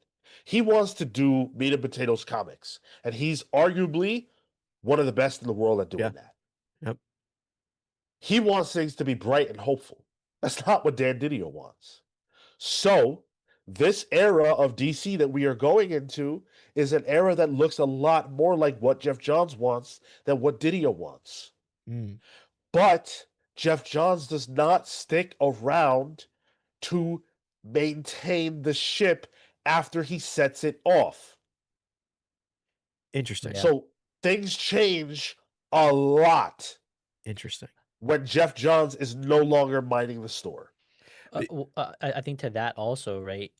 He doesn't have the opportunity to lead by example, right? Where because he doesn't have the titles. The books that he does have is just the intro and then his freaking three Jokers, right? So there is an opportunity as well for him to set the tone the same way someone like Mark Waid was doing more recently. Yeah, and Three Jokers is essentially a vanity project. Let's be real. Yeah, for sure. Yeah. It has nothing to do with the actual continuity of comics. In fact, fights against it, which I think is ironic to what's going on. It was but it was totally supposed to be. It was supposed to be. Yeah. Because it was a direct response to Darkseid War, correct? Yes. Yeah. Exactly. Now, go. Sorry, I just want to get this. Get this. Now, it's worth saying, I read a report from Bleeding Cool that suggests that there were already problems between Jeff Johns and Dan Didio behind the scenes, because Jeff was going behind the back of Dan Didio and telling creators to forget what Dan was instructing them to do with these new titles and to only listen to what Jeff tells them. That slimy. Well, you can see that in the vibe of Rebirth, I think. It's very, you know how the Absolute Universe is like inspired by Darkseid? Rebirth feels like it's inspired by Jeff Johns. It's got Johns' energy sort of like coursing through it. That's the alpha. Yeah. And then it doesn't. You know, it's like I feel like as soon as the branding of Rebirth came off the titles of the books, they shift. No, it's the introductory. Before, I promise you will find out that it feels like it even before that. We need to get Jeff and Didio on an episode together and not tell them that they're both on the show. God, that would be amazing. Just pull up. Just be like, oh yeah, just so you know, we have another guest on. Bring him out. Yeah, it's like never mind. We don't need to get into that.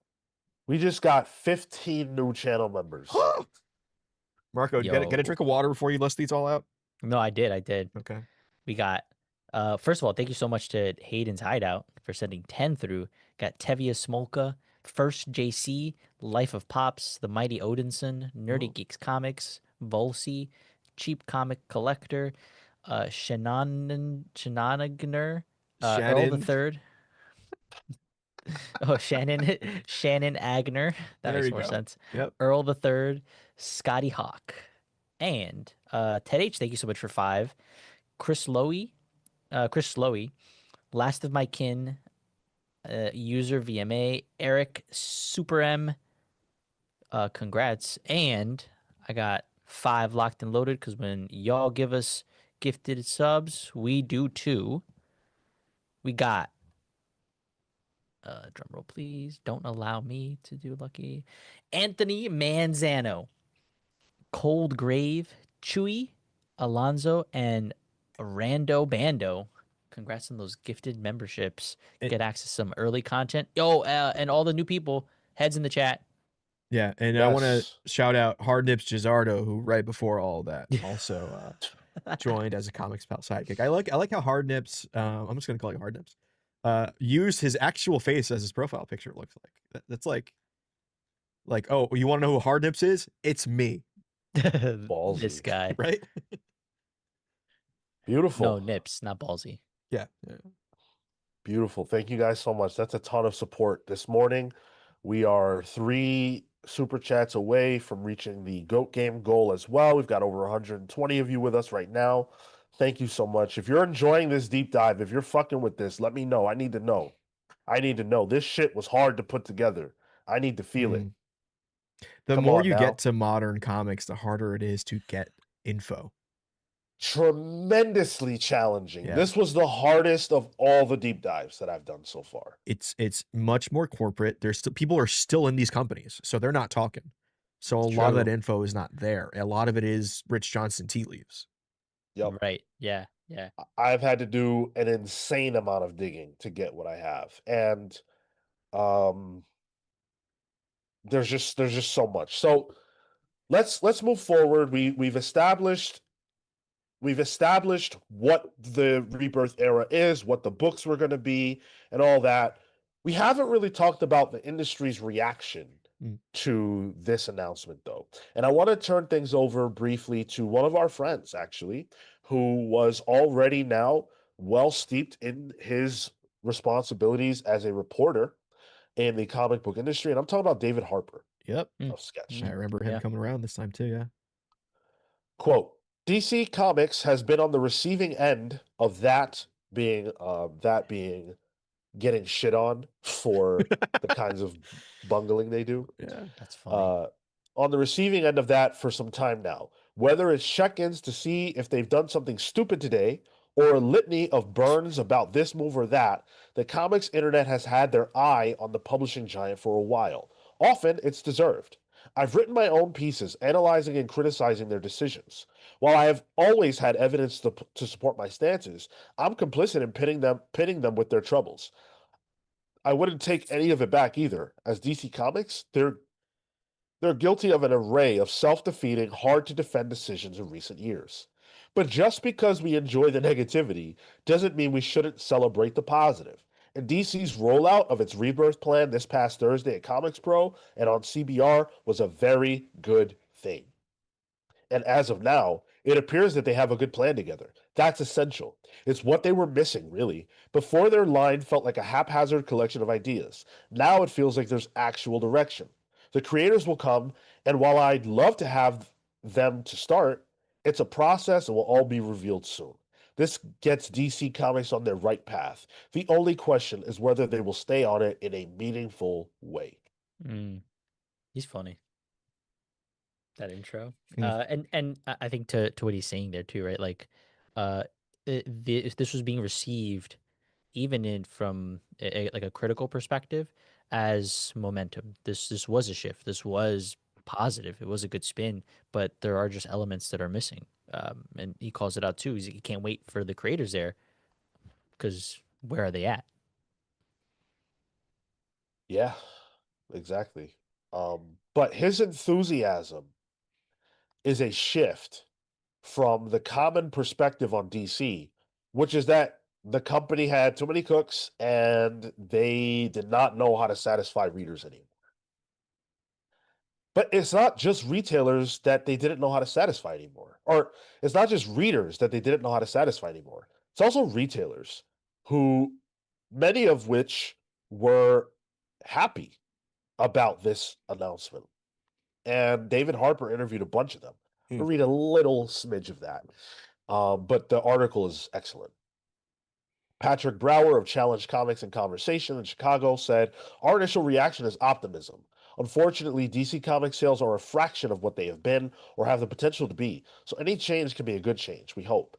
And now that we have had time to digest it, we are still optimistic. I mean, it's not like sales can be any worse." Jeez. Man, the retailers did not like DCU. No. No. No. And like I feel like I'm reading too much and I don't want to just be reading constantly, but so many of the retailers say the same thing, which is DC needs to do something. We're glad they're doing something. Hopefully it works. Yeah. Yeah. Just trepidatious. Nah, I put it back on the retailers. They should have marketed press a little better to their buyers. Prez would have been great. Come on. Oh, you're saying the publisher should have. I'm being sarcastic about retailers. Like that DCU was putting out books like Prez, which is a great book, but what does that mean? What does Prez right. mean? I don't even think it fully tells you that it's about a president either. You know what I mean? Like it's obtuse. Great book, hard to market. Ralph DiBernardo of Jetpack Comics had a really good quote. He said, "The New 52 left the old DC readers behind. While DC promised that all our favorite moments still happened, there was nothing that you could use to hook and appease the old readers. A large number of them just went away, still haunting comic shops, waiting for a taste of the past. This is going to bring those old readers back, and I see DC doing more than enough legwork to keep the current fans on board as well." There's a divide. Yeah.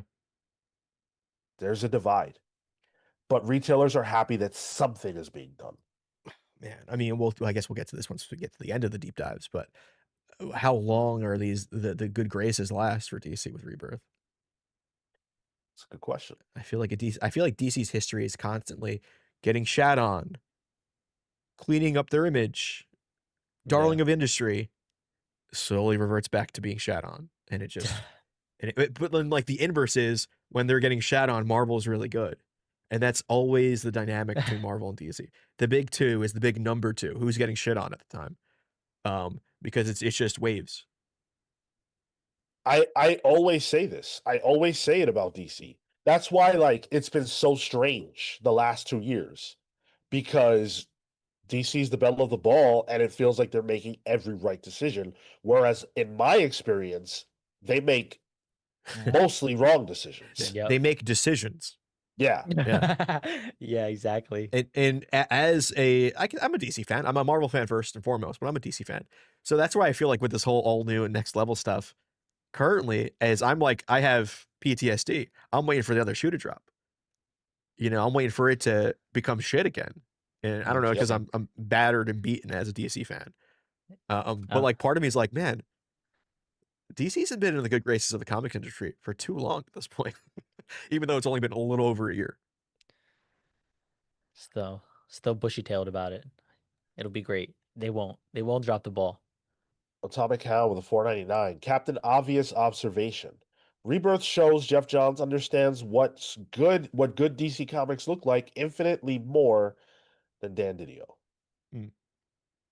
Dan Didio, I love Dan. I think Dan Didio's awesome, and I hope to be able to speak to him one day and tell him that. But he is a guy who loves comics, loves the process of creating comics, but isn't necessarily the best at identifying what it is that makes DC so great from a narrative storytelling standpoint. It's not to take away from all the good stuff that he has contributed, which he has contributed quite a bit, but I just don't think he fully understood what makes DC great. And his role is to package that and build that excitement for the end consumer, for us, and to build confidence in the retailer. I think that's a good point. I wanted to get this other set of Comics Pals gifted membership, Easy Bake Lovin', send in 5. Nice. We got Talking Pine Tree, the Big Man Scotty, Magismo Cultural, Corbin Loves Comics, and Jose Moreno Special One. Nice. Awesome. Should I do another 5? No. We'll have run out. Okay, I was gonna say. And then there's a few super chats that you can catch up on. Go. We got from Common Sense 199, Steve Orlando, Justice League of America aged well? Question mark. I don't know if I read that. I couldn't tell you. I read it at the time, but I haven't read it since. So that wasn't necessarily on my list of books to read for this. But if someone tells me that I need to, then I will. I remember not liking it very much. I don't know of a Steve Orlando book that had stuck with me. Yeah, same. Maybe Martian Manhunter, but it's because I really like Riley Rosman. Yeah. J Sage, as a New 52 head who couldn't wait for it to hit the post-crisis hits. I love this. Hated when they killed New 52 Soups, but it gave us Keenan and Superwoman. Yep. We got. Oh, go ahead. I was gonna say, Mark, are you aware that this is kind of a new Superman with Rebirth? I remember. I remember about that. Yeah. I remember about that. So in Convergence, to give context to it, Convergence re-debuted the pre-New 52 Superman with a wife and with Lois and John Kent as a child. And then that book did really well in Convergence. Like in terms of like people were like, oh, this is the book I fucking want. That it continued on in like what was it, Superman? There was like a title that was kind of like, oh, he's still here on this world. There are two Supermen. And then some event happened between the two books, and they merged New 52 and that Superman to be what modern day Superman is. So it's kind of a thematic death. And then that Superman went to China. Okay. All right. You want to read the next one, Marco? Yeah. Yep. Common Sense with the 4.99. Which cheetah Barbara Minerva do you prefer, post-crisis or post-rebirth? I prefer post-crisis because rebirth cheetah took so much from Capitelli's family. Marco, what do you think? You know, I definitely think the post-crisis is better. I think you get a lot more classic stories from that. Sure. For me, it's definitely post Rebirth. The Rucka, Liam Sharp, Nicola Scott stuff with Cheetah is amazing. It's incredible. Whichever one Kristen Wiig is for me, that's the one I pick. Kristen. Post. That's post Rebirth. Got it. Yeah. And then the last one here from Common Sense, 4.99. So Jeff Lemire canceled his interview with you pals entirely. I do want to ask him about New 52 Kid Eternity, last seen in Batman Urban Legends. I think we had a question for that ready, if I remember correctly. It is not canceled entirely. It is on the back burner, but it's not a hard no. It should happen sometime soon. Yeah. We gotta refigure that out at some point. Yeah.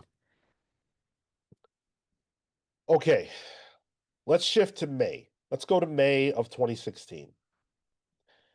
May 25th, 2016 is when we get the launch of DC Universe Rebirth #1, exactly 5 summers after Justice League #1 kicked the New 52 off.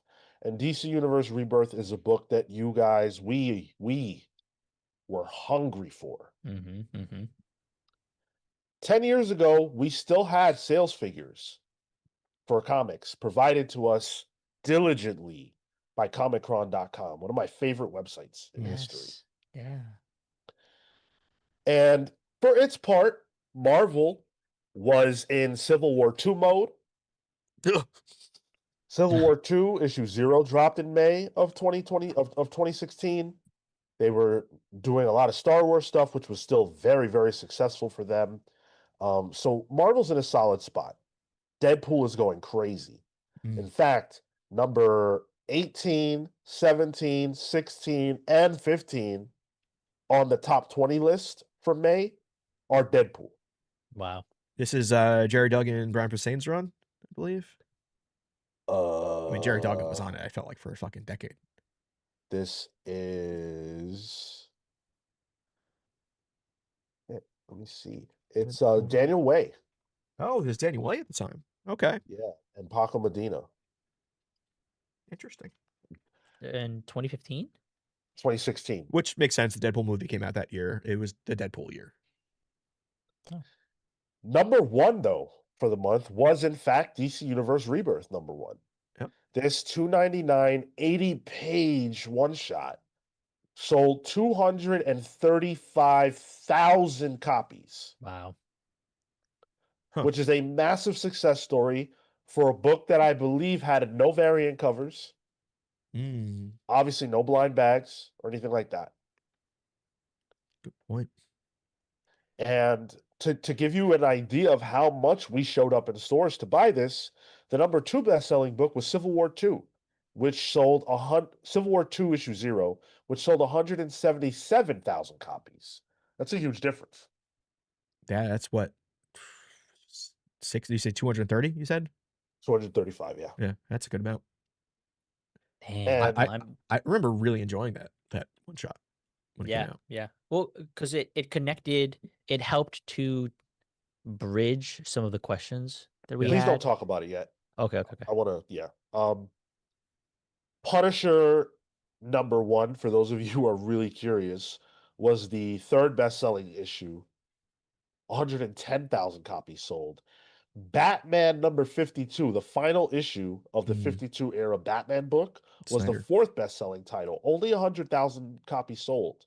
Really? Wow. And that's Snyder's finale. Yep. Yeah. Amazing issue, by the way. Yeah, Endgame is a phenomenal arc. And then rounding out the top 5 is Captain America Steve Rogers number 1, which sold 99,000 copies. I love that book.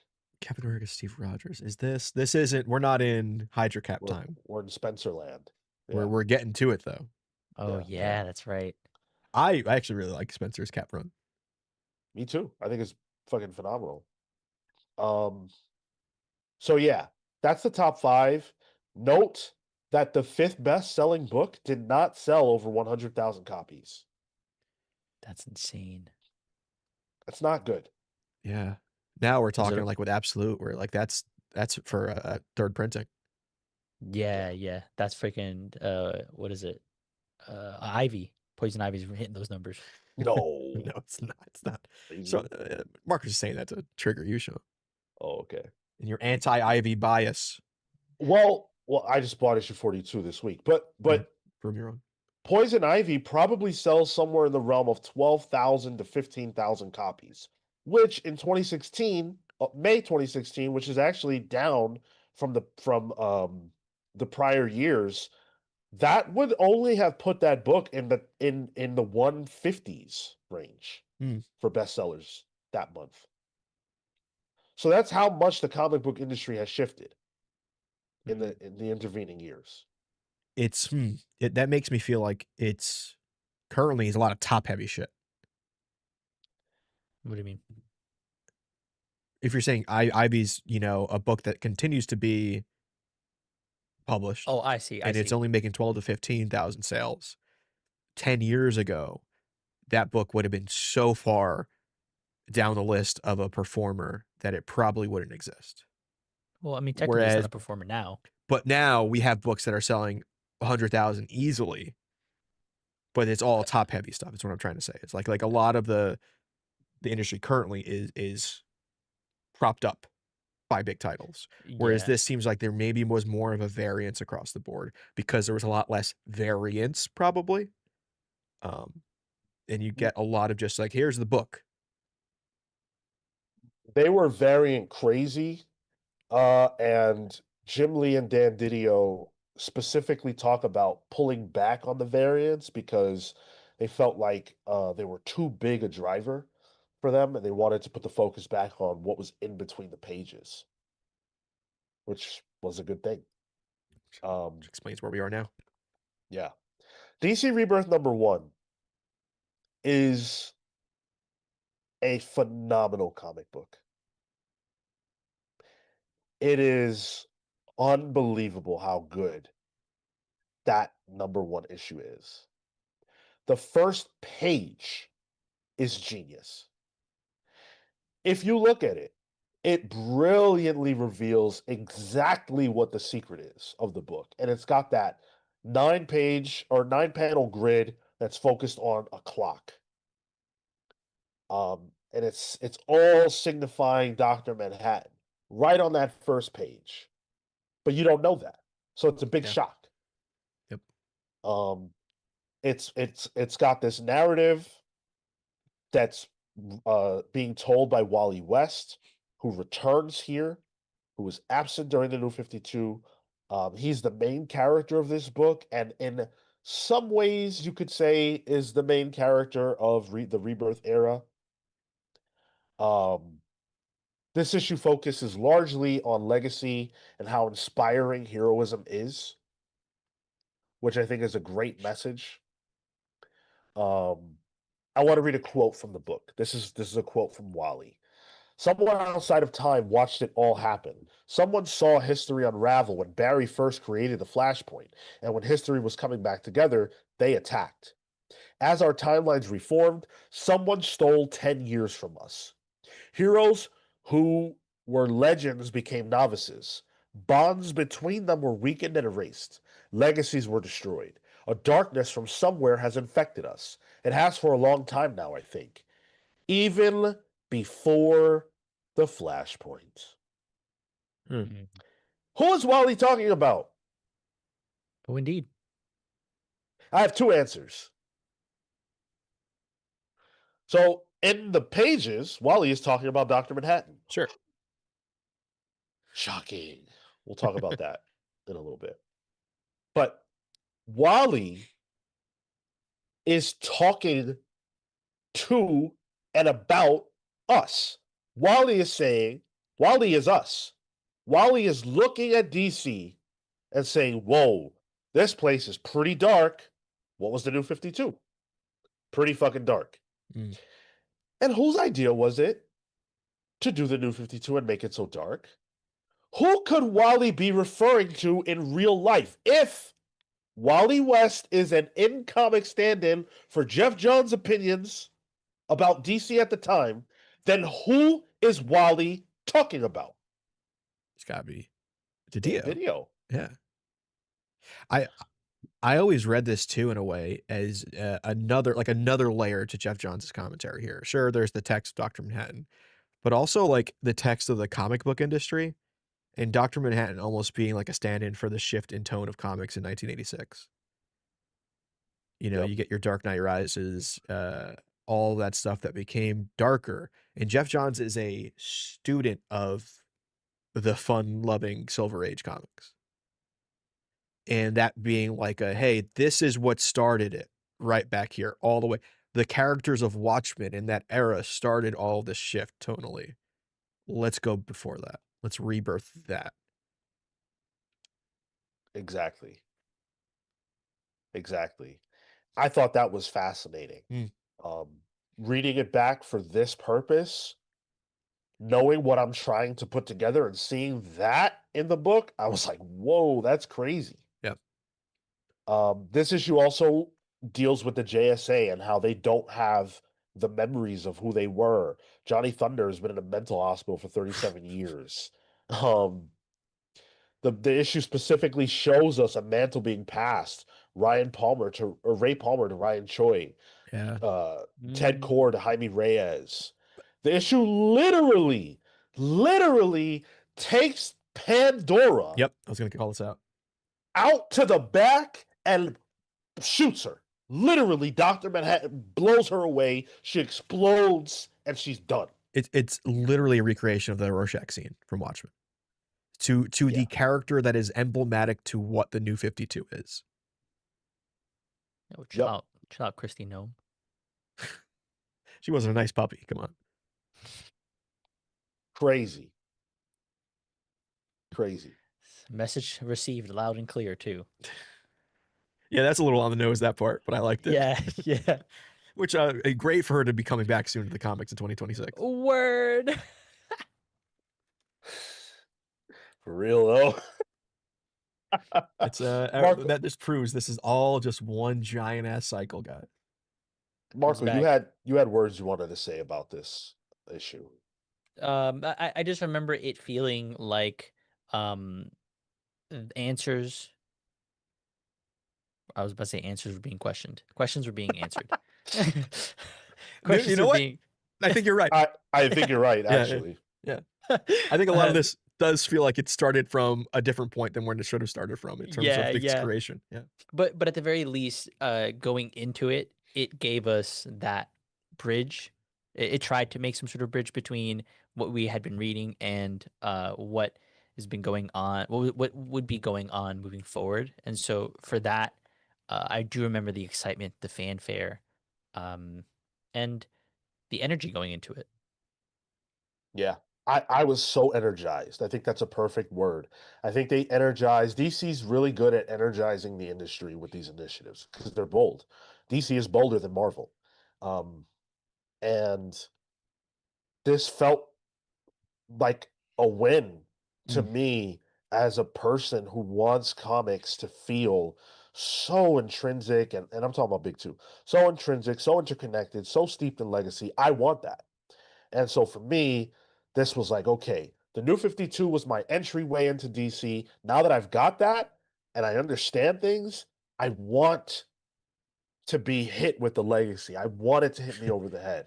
Be shot with the legacy gun. Yeah. So I was caught up in this, and so was the rest of the industry. I told you how well DC Universe Rebirth #1 sold. Let's go to June. Let's go to June of 2016. Hmm. This is when the Rebirth #1s start to drop. It's interesting though, because the industry isn't less like Marvel's still holding their own, but DC is coming out swinging. This is a crazy month in the history of comic books. This month, so I'm going to read a little bit from Comic-Con. The dual releases of Civil War II from Marvel and many of DC's Rebirth titles drove comic shop retailers to order a modern record $58.59 million in comic books, graphic novels, and magazines in June. The single month's orders nearly eclipsed the previous June's by nearly $10 million and nearly erased the direct market's losses to date through 2016. Comic shop market orders for the year stand at about 280 million versus 282 million in the first half of 2025. Wow. Incredible. Up 10 million quarter over quarter? Yes. Holy shit, dude. No, sorry. Year over year. Oh, year over year. Oh my Yeah. god. Okay. Yeah, I but was about to still, that's still a holy shit. Yeah, Yeah. exactly. Especially comics, 'cause I thought comics was dying. Right. Now, Marvel was still the winner of the month when we're talking about the toppest events, because Civil War II, #1, was the #1 best-selling book with 381,000 plus copies sold. I'm sorry, repeat that. How much? 381 plus thousand copies. Okay. I mean, that's Oh. a Civil War branding. That definitely helps. That's 100,000 copies better, though, Yeah. than Batman #1. Yeah. Not the Rebirth issue, but the core issue from Tom King and Yeah. David Finch. It's 50% more. That's insane. That's insane. And Civil War II is literally double the price of Batman #1. Oof. So they sold 100,000 more copies at double the price. That's insane. Mucho chavos, mucho monies. Marco, can you quick math me 381,000 copies at $5.99 a piece? That's over $1 million. Yes. Let me. I did some quick math also, just off what you said. For the year over year, 10 million year over year, right? So let's say that averages out to about $1 million a month, in additional sales, just to give it a round number, at about $3.50 average of a book. That means per month, units were increasing by about 285K. Like the volume of what was Right. being sold was You- increasing that much. You can't really go by per month though, because it's because of big launches. For sure. But like, Yeah. let's say we average it, like. Yeah, yeah, I see what you mean. I'm sorry, Sean. What did you say? I was curious. $5.99 price point, 381,000 copies sold. How much did they roughly make off Civil War II? At 599, 381, 2.28 million. Wow. Holy shit. Yep. You can pay for about 300 Italian artists for that. Yo, that's incredible. That's incredible. But yeah, Batman #1, 280K. Batman Rebirth #1, which is the one-shot issue that's like a, you know, Yeah. establishing book, 199,000 copies sold. Marvel was still riding high off of Star Wars. So Star Wars Han Solo #1 True. was the Oh. #4 best-selling book. Civil War II issue 2 was the #5 best-selling book, and #6 was Dark Knight 3 Master Race, #5. Ooh, that was a It's good book. unfortunate yeah. titling. Yeah, well, That's funny though. It went from Civil War II went from 1 to 5. Yep, That's a Sharp. drop. sharp drop. Oh, and you have the sales numbers. I do. Yeah. It so Civil War 1, 300, or Civil War II issue 1, 381,000, Civil War II issue 2, 148,000. It's less than half. That's a massive drop off. That's over half. Yeah, Over That's half of the people dropped it. that's like 60%. I think because you could tell as soon as the first issue happened, like this is not Civil War. This is Yeah, this is manufactured conflict. and that's with one of the greatest artistic creative teams, in my opinion, ever. David Marquez, and Justin Ponzer on colors. Yeah. Insane. Yeah. Mm. And Justin Ponzer is one of the greatest colors ever. you could probably do a whole deep dive on Civil War too. That era, I mean, I wanted to. We did all new, all different too soon for for my purposes, but we'll get Oh, around sure. to it. But Superman Rebirth, 118 copies, 118,000 copies sold. That was the number 8 book. Wonder Woman number 9, Superman number 10, Flash number 11, Green Lantern, Detective Comics. You know, like this whole list, the top 20's got a lot of DC in it. And when you go past the top 20, a lot of books that DC wouldn't have been able to rely on as a top seller were actually doing fairly well. Green Arrow got a big boost. Yeah. Titans got a boost. Aquaman got a boost. So a lot of books got a shot in the arm that really needed it. This was the blueprint for current Marvel Comics. You need a boost? New number 1. Well, at least it's a line-wide thing. Sure, yeah. For sure. In Yeah, this yeah. case.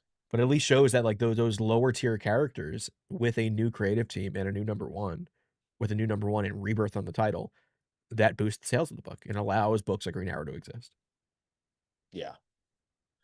River Cloud 316 says, first time catching this live. Thank you so much, brother. I appreciate that. And I've seen a few of you say that. So thank you. I really am glad you showed up for this. This is huge. Foxtastic wrote, Bendis wrote Civil War 2 like he was trying to get fired from writing Civil War 2. That's fucked. July was another massive month for the comic book industry. Justice League number 1 led the charge at 209,000 copies sold. Justice League Rebirth number 1, 177,000 copies sold. You got Batman in there. Civil War 2 still contending. It's number 4 at 176,000 copies sold. Nightwing Rebirth number 1 drops this month. The 6th best-selling title for the month. Notably, Nightwing back to the blue emblem and logo, away from the red, which pissed off so many people. People like the red? No, the red pissed off so many okay. I thought you were saying that reverting back to blue pissed people off. I'm like, I don't remember corrected. That. Yeah, people were hyped for the return. Which Nightwing Rebirth was great because it was like, oh, we're finally back to Nightwing proper. You know, was it Tim Seeley you said was writing it at the time? I think it was. Yeah, yeah. I'm so happy. Like the fans were so happy for Nightwing. Little did they know what would happen later.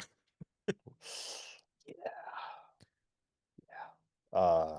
Which again, emblematic of the people in power and the politics of it all.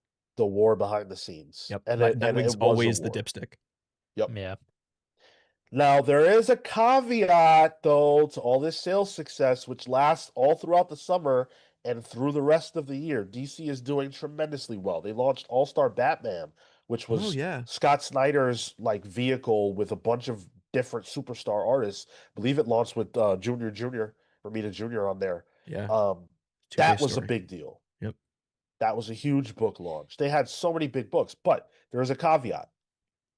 I told you earlier, all 141 of these titles, and by that I mean the ones that, like, there's 32 titles, and then some of them are double shipping. So all of that, all these books are fully returnable. Yeah. Oh.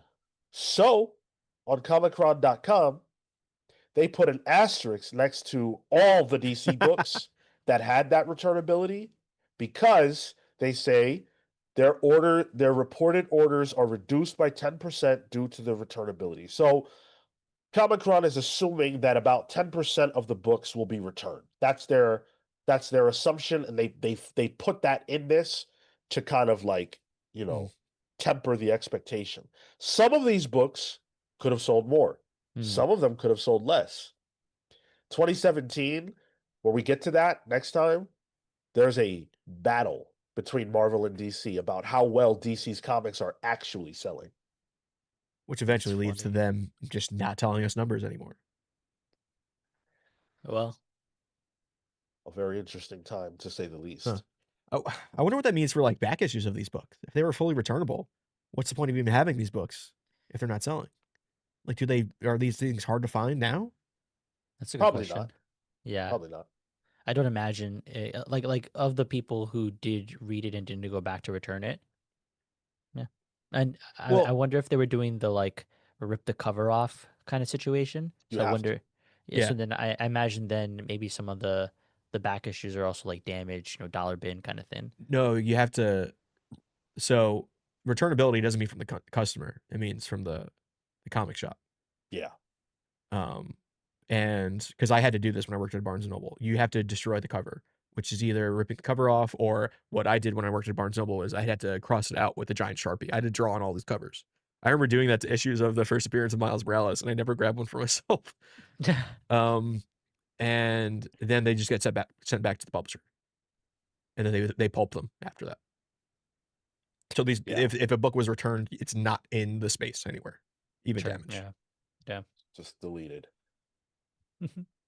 Would you guys say, and I'm talking to Tyler and Marco, but also chat, would you guys say that by all accounts, this sounds like a successful launch? It seems like a on paper successful launch. I think at least what I know now, and having lived through that, this was a quick bump in my eyes that probably sold well because it was what fans were asking for at the time. But I also have hindsight, and I know things swiftly change. Or swiftly change, not swiftly change. Swiftly. Yeah. Swiffer. I think at launch this sounds like success. It from a business standpoint feels like it more so. I think yes because of the sales, but also because there was like a fanfare behind that pushed out onto us the end consumer for it. So I remember that excitement. So I think from that end it was a success. Like this announcement, this phase, it feels shaky, but I think because that's still that undercurrent was still there, but a shaky good landing, I guess. It's still building on the poor foundation of the New 52 in a way. Right. Yeah. Yeah, exactly. This launch was a massive success. This was exactly what DC needed. And it pleased, I mean, probably most of the long-standing fans who felt left out in the cold during the New 52. But not everybody agrees that this was such a good thing. Some people say, hey, the sales were good, but what about that diversity thing you were doing before? What about that woman thing you were doing? What happened to all that? And that brings us to the other side of the coin. And we're going to start to wind things down for today's edition of the deep dive with this part. And those of you who watched the New 52 deep dive will remember that we did a very, very similar thing. It actually, this is like poetry because they rhyme. The initial New 52 conversation ended the exact same way. Here is an incredible article from Comics Alliance, written by Ellie Collins. R.I.P. Yeah. Titled DC Rebirth. Is Jeff Johns selling out DC's future in pursuit of its past? Powerful. Powerful, powerful words. Now, here's what Ellie had to say. We don't even know if the relaunched books will keep the same creative teams or if this is a total line-wide shakeup. There are books I'd love to see get new creators like Wonder Woman, and likewise, there are books where I'd be afraid to see a shakeup like Batgirl. But DC Comics is ready to tell us that. What they have is a list of titles and a CBR interview with Chief Creative Officer Jeff Johns. In that interview, Johns makes some telling remarks, and then she goes on to read the quote that I read earlier about how what Rebirth means and what Green Lantern and Flash Rebirth were and how there were still things that you could pick up and read and not be too lost. Back to the article. Quote, there's a lot to unpack here, but let's start with the Green Lantern Rebirth comparison. Maybe it's true that a new reader can understand that miniseries. It's hard for me to answer that because I've read it as a lifelong Green Lantern fan. But my question is, why would a new reader want to read Green Lantern Rebirth when the entire premise was the white guy who's not on the Justice League cartoon is the Green Lantern again? Isn't that exciting? That's funny. Personally, I look back on Green Lantern Rebirth as the beginning of the end of my DC super fandom. Moving backwards is always more boring than moving forwards, and DC just got more and more excited about backwards motion from that point on. But Jeff Johns obviously thinks of Green Lantern Rebirth as one of the most exciting things he ever did, since he's bringing it up 11 years later. But the rest of the quote is what's really disturbing. John's pitch to new readers is literally, you won't be too lost. We've all known for a long time that superhero comics readers are getting older, and that new blood is essential to the future of the genre and indeed the industry. But DCU didn't sell terribly well, so it looks like DC has decided to give up on appealing to newcomers and wants to win back the old guys. Interesting. One would think that anyone who reads a comic is a comic book reader, but that's never been the way gatekeeping works. Quote, this is definitely for comic book readers more than it is for casual readers, says Johns. The imprecise wording here is probably not deliberate, but it is nevertheless telling. Casual readers, that is, people who read comics casually, are being defined as a separate category from comic book readers. As in gaming, the message is clear. Casuals doesn't count. Damn. I'll be accused of reading it too much into this if I point out the demographic dog whistle, but I'm going to do it anyway. That's how rhetorical dog whistles work, after all. They convey a message to an intended target while maintaining plausible deniability. And in this case, the target is not just dedicated lifelong comic book readers. I'm a dedicated lifelong comic book reader, and I'm aware enough to know when I'm being excluded. Every time that real fans are pitted against newcomers, the idea of a real fan is always one who is white, straight, and cisgender. Again, this is the same thing that's happening in gaming. It's true. Yeah, this is Gamergate. This Oh is- yeah. Again, this is the same thing happening in Marvel 2026. Yep. Hmm. There's a lot of great stuff in this article. I'm not going to read the whole thing. I'll stop where I stopped, but I encourage you to read it. I'll link it. I have it open. Ellie Collins makes a great point that I, as somebody who disagrees with the overall idea that Rebirth was a bad thing, which is not necessarily what Ellie is saying. I'm just making that statement. I agree with the idea that Rebirth was absolutely not for everyone, and it's not only not for everyone who's new. It's not for everyone in general, because Ellie makes it clear she's a longtime reader of comics. She's alienated by this era. She's a longtime reader of comics who's seen DC slowly morph into something more resembling real world with its demographics and its characters, and has probably loved it for that. Jeff Johns, and the dog whistle thing is where I think maybe is a little too far, but I can see Jeff Johns being such a student of classic Silver Age DC, loving that and wanting to go back to that. It just so happens to be that was also super white and super straight. And that's an unfortunate reality, right? Like, to lean back into that time Without is recognizing the downsides of it. Well, I guess without recognizing the downsides, but then at that point, that's where you like. I was about to say force, but like So you help throw a to cyborg on the introduce. Justice League. Well, like, but I think there's something there to be said about how do you then work your way back, respect the history, but recognize that the history is exclusive. Yes, the good old days is good for some people. Yeah. And this is why it's so important. Whether you agree or disagree with what Ellie said, this is why it's so important to always have a conversation. Because I don't necessarily agree with the overall point. I do think it was a little heavy-handed. But it's easy to see why that would be if you're a woman who has loved DC Comics, but now feels that DC Comics has thrown you away. in favor of a person who looks and is very different from you. The example she uses there of Green Lantern, where it's not John Stewart, that's the reason I never read the books, Yeah. because John Stewart is my Green Lantern from the cartoon. So who's this other dude? All the books, like let's say like a Lost Army, which is right on the cusp of New 52 DC Rebirth. I love that stuff because it was with John Stewart, but he gets excluded from the mix, so I never become a Green Lantern fan.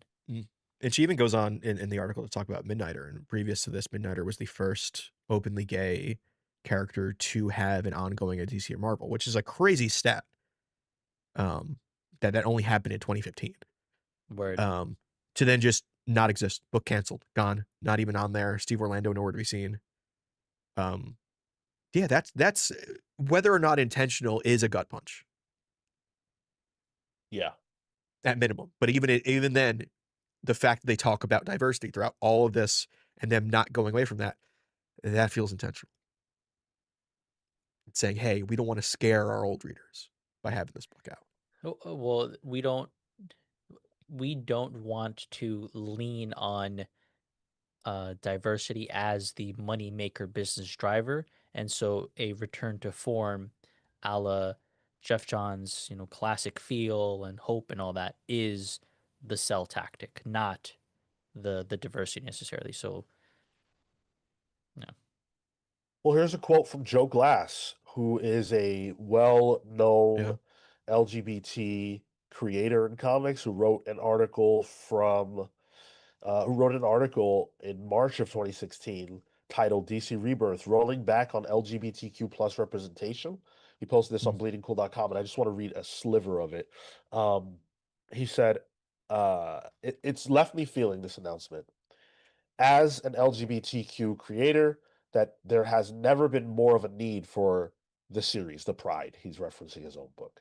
Previously, I had wondered if mainstream comics seemed to be getting better, maybe the time had passed. But as Marvel have no LGBTQ led titles after Angela, Queen of Hell finishes, and now DC seems to be taking a step back from that diversity, it feels like the reasons I had to start series are coming back again.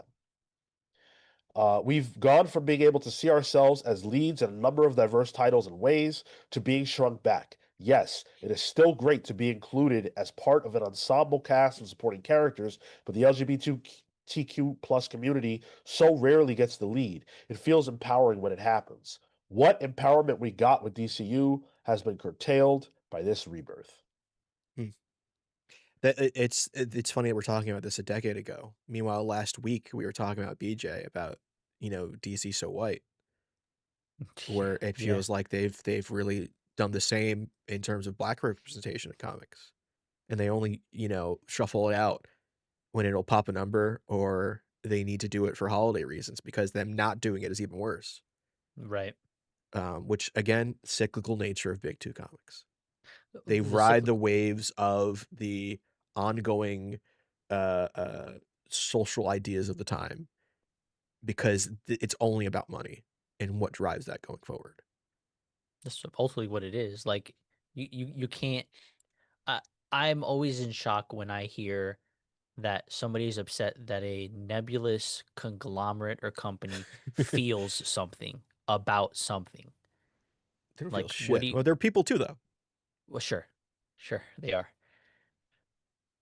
And I think that's a good point. Before with DCU and the New 52, DC seemed to be saying, "Hey, we care. Mm. We care. We want you to see yourself in our books." Even though on the onset of the New 52, there were a lot of the same complaints, things got better. We're in the same spot here in Rebirth, and we're in the same spot in real life. Yep. So I think it's always important to remember that these things happen over and over again. It's cyclical in that way, and there's something that keeps DC from fully committing in a long-term way to diversity. I wonder what that could be. Money. Yep. Yep. It's funny. I mean, Oh, Fox Tactics here says not to keep us on here, but it says this is also 2016, the first Trump campaign. So yeah, the Yeah. whole 2016 was a social Upheaval. upheaval. Yeah. And also a response to all that. And I think similarly, we're in a situation again where woke 2.0 is coming back, so expect DCU2 in 2027. No, that's the next level. Yeah, written by The Edge and Bono. Well, Virtual Reality Fitness points out Paramount owns DC Comics now, so if that does go through, this might not be a joke. Yep. So, and for his part, Rich Johnson did a lot of reporting on what was going on behind the scenes with DC Rebirth as far as representation goes. Wrote a whole article in March of 2016 about representation and how things actually don't look as bad as they seem to look. There is double shipping involved. So if you're crunching the numbers about, like if you're crunching the numbers about representation, you could mistakenly look at the fact that there are multiple instances of Wonder Woman hitting the stands every week and count them. But that would not make sense. Like 2 Wonder Woman books in a month isn't more women-led books. Oh, sure. It's the same one, just title. more. Yeah. Exactly. Right. Yeah. And so the article is making the point that even though we still have that amount of books coming out, it's not necessarily leading to more growth. Here's a quote. After seeing such impressive growth for female creators at DC from the New 52 to DCU, it's disheartening to see such a sizable fall in representation with Rebirth. While there are a few new names in the mix, a lot of the mainstay female creators in DC superhero line are nowhere to be seen. It will be interesting to see how the numbers shake out down the road when we look at full DC stats. Why? Why are there less female creators? One name comes to mind for me. One. Yep. How is it possible that in 2016, DC Comics still had under its employ for another year Eddie Berganza? Yeah. Yep. That's why. They went from DCU to needing DC Me Too. Well, Me Too started right here. Yeah. That's the only reason why it came out. Yeah. We're going to talk about that more next week. But I just wanted to make the point and sort of close on the idea that even though Rebirth was undoubtedly a success, you cannot argue financially with the success of Rebirth, especially in that first year. The title of this episode is such for a reason. DC sells out its future and wins big. DC said, we can't rely on the new readership that we cultivated, and we can't rely on the idea of a mythical potential new reader. In order to keep this thing going, we have to double down on the people we gave up on 5 years ago. That's waving the white flag. Yep. That is selling out. And I'm not saying that it was wrong. I think it was right. But we call a spade around here. They gave up.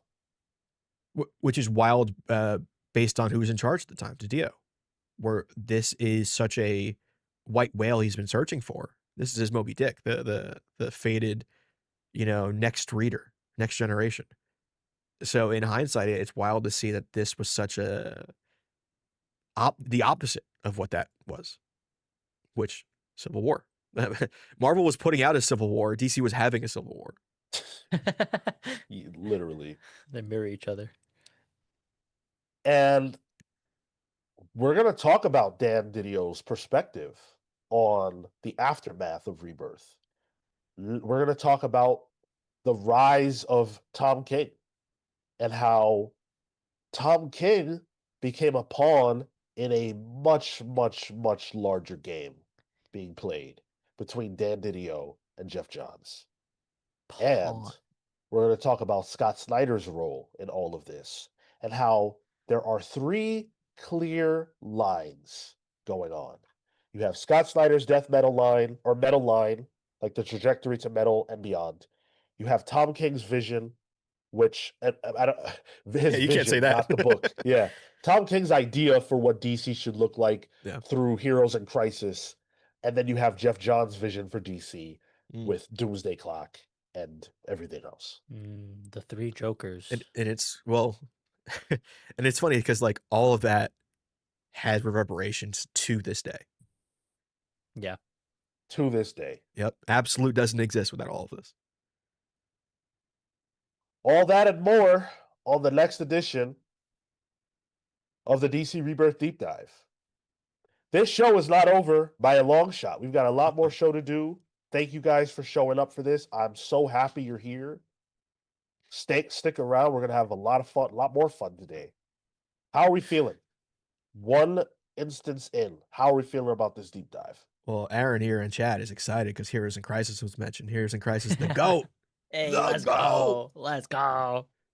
Man, Heroes, oh, well, we'll get to it. But man, that was peak Comics Pals. That was peak me versus the Comics Pals.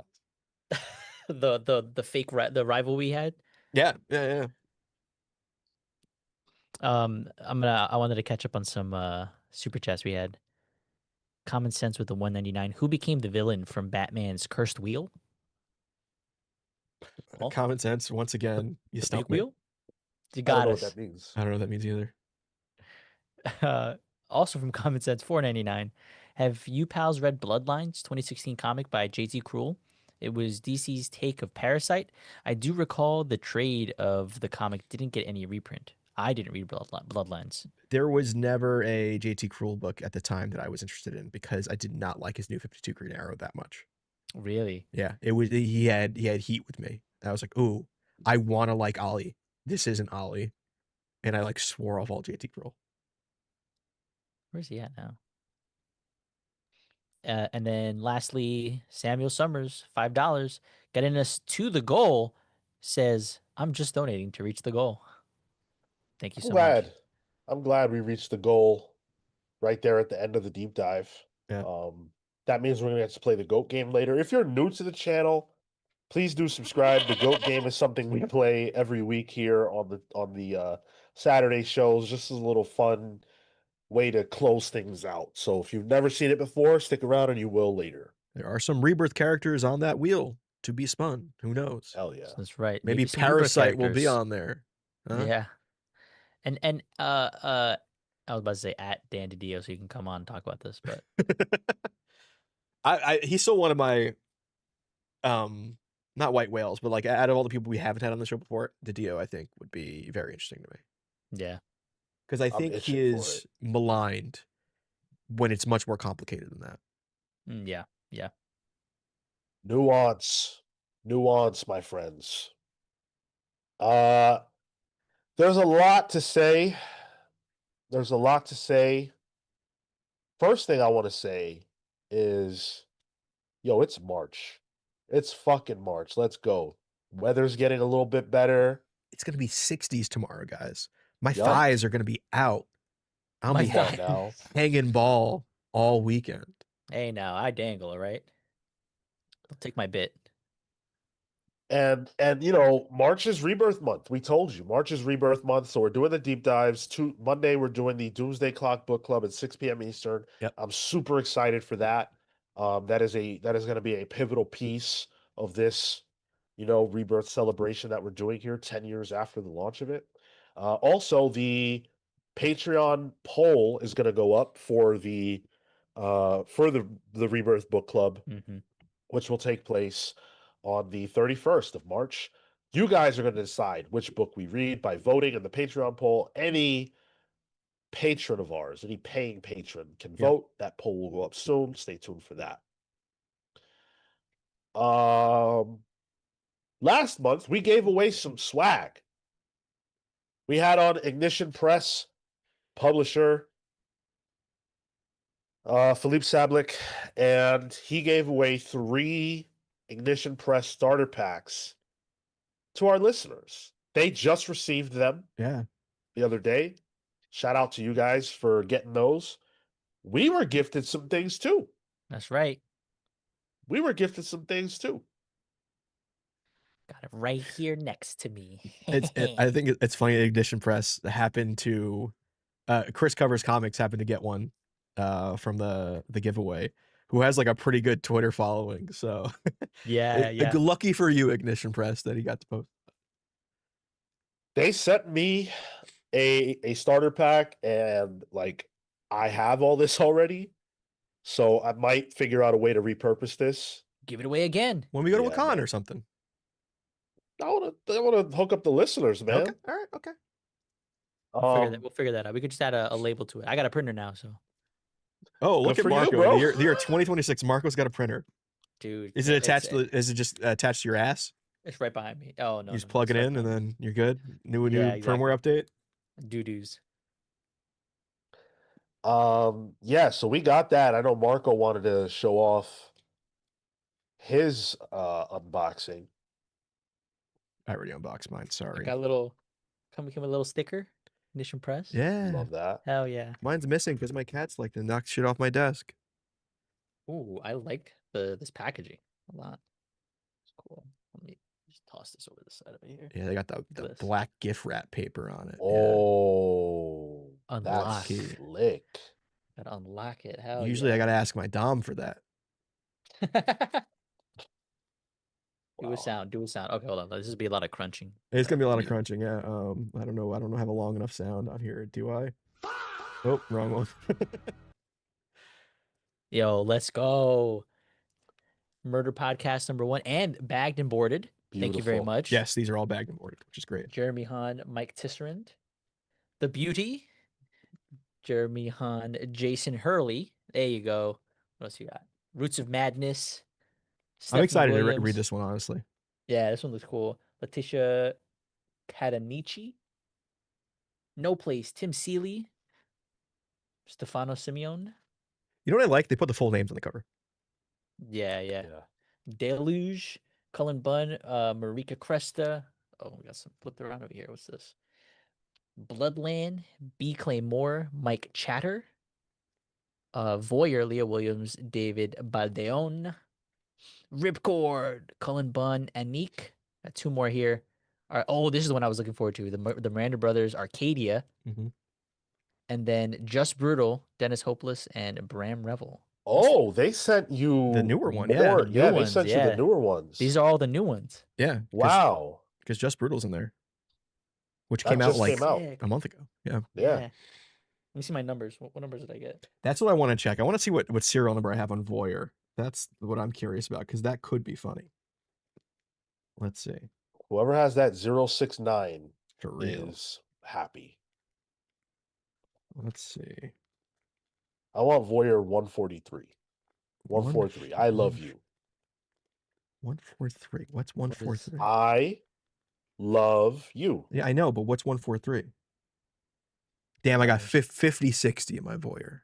5060. Which I thought there was only a print run of like 5,000. I'm past it. He said that there was an overflow. Got it. Oh, yeah, because of the numbers. Yep. Got 5844. Okay, so they're probably going to be higher numbers in these Cool. stacks or Yeah. whatever. But he said they were randomly generated, right? But they're randomly generated, but they are over the print run. True. Whether or not they get printed total. Mhm. Here's the downside of this for me. I'm gonna find something bad in this. If when I like these books, when I read them, I have to go and then get them physically. I got to do a search and destroy. Yeah. I guess that's the That's fun what happens part. when you get free shit. Yeah, I guess that's the fun part, actually. The hunt. Right? How dare you complain about free shit? I'm not complaining. I'm just saying I have a low effort in my body. But I guess I will hunt it.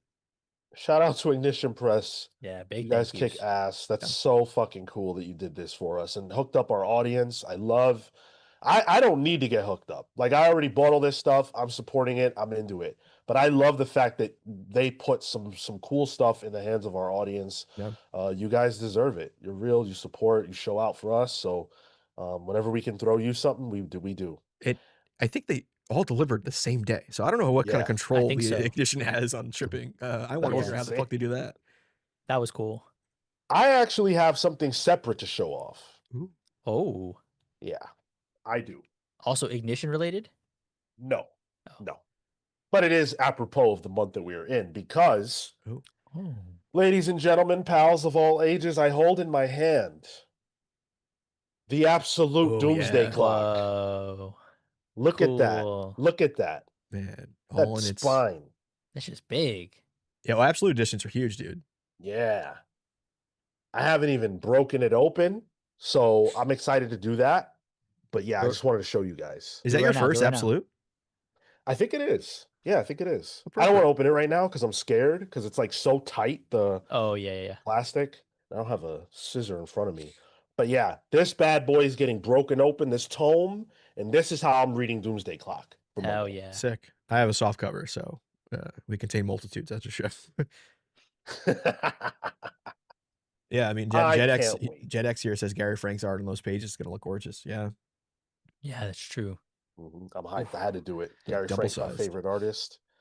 I need God, that. those pages are nice, man. I've started it. I started it again. Real good. Yeah, bro. Let me we put the spotlight on Rebirth. Let me put the spotlight on you guys real quick. We haven't done this yet. Special shout out to our pals versus legends, the Hound of Justice, Atomic Hound, who we heard from earlier. Thank you as always. Starcross, Catherine Stars, the Spear of Judgment, Jay's Jumble, Jalen Jackson, the Sanguine Sorcerer, Safe Haven, Hayden's Hideout, Jesse and the Juggernaut, Kyle, the Zenith Flare, Panda v Panda, Ted Wong, Adam, Soulless Smith, Sam, the Last Young Renegade, Blur, Jekyll Jose, Entertain Me, Peter Living Lightning Electrics, Just Unseen, Shalom Paladin Warburg, Jamzilla, and Cosm the Andric. Thank you guys so much. And thank you to Pals vs. members Brian Demolished Del Pozo, Kefis the Incorruptible, Momentum, Mike Elliott, Dan the Truth Trudeau, Marley Manastorm, Slow Flow Dameron, Christian Uncaged, Spear of Justice, Easy Issues, Always Laughing. Oh, no, sorry. I'm on autopilot. Robert Runback, Cashaback, Pete the Dreamer, Rick Collins, James Just Jamming Jones, Paul Powerhouse Smith, Neon Knight, the Cosmic Avenger, BJ Kicks of Comics Are Dope, the Grand Alchemist, Chop Hard Alchemist, and John Barrier B. If you didn't hear your name when you're supposed to, you will a little later. And if you guys can get the alert, new Palin Around came out for Patreon subscribers. That's right. Yesterday. Yeah. Where it is the weirdest opening to a Palin Around we've ever had, thanks to Marco and his breasts. Hey, pillow, his pillow. You gotta subscribe to figure that out. Here's an interesting comment from Nightwing 300, who I've never seen before. Says Tom King is good? Question mark. That's a first. I've never heard a comic guy saying that King is good. What? That's Here's wild. the thing. Here's the thing, Nightwing. The internet can be an echo chamber, and I could recognize that there are things in Tom King's history and past that maybe I would not agree with, and maybe joking about that I would also not agree with. But what I can agree on is that some of his books are damn fucking good. I dare you to read Human Target and not like that book. Or Vision. Or Vision, yeah. So it's hard. I can't lie and say I don't enjoy his books. That's right. Heroes in Crisis, another one. Stop I did enjoy it at the time. So I'm going to agree with you there. I think that his books work better when they're done in the Maxi series type. But there are different opinions on the internet. Nightwing. Yeah, Tom King is good. That's all I have to say. I don't Tom think King I've is read good. anything of his that I was like, oh, that's just bad. Even Heroes in Crisis, I find there are parts of it that I appreciate an attempt being done. I think Heroes in Crisis is ass. I think Jenny Sparks was I love unbelievably Jenny bad. Sparks. Yeah.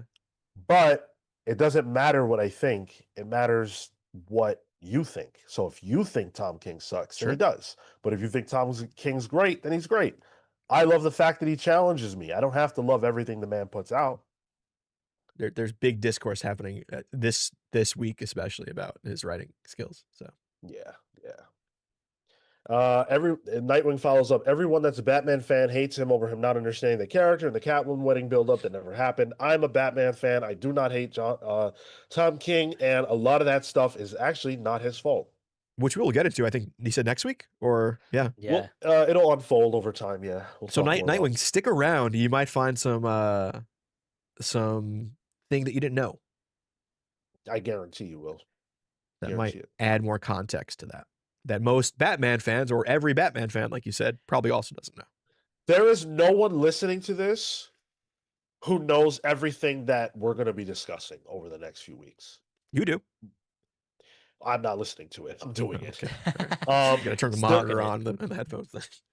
Yeah, you everybody here will learn things that they didn't know. So make sure you come back. Yeah. Like Marco learned who Superman was this week. That was That's news right. for him, Yeah.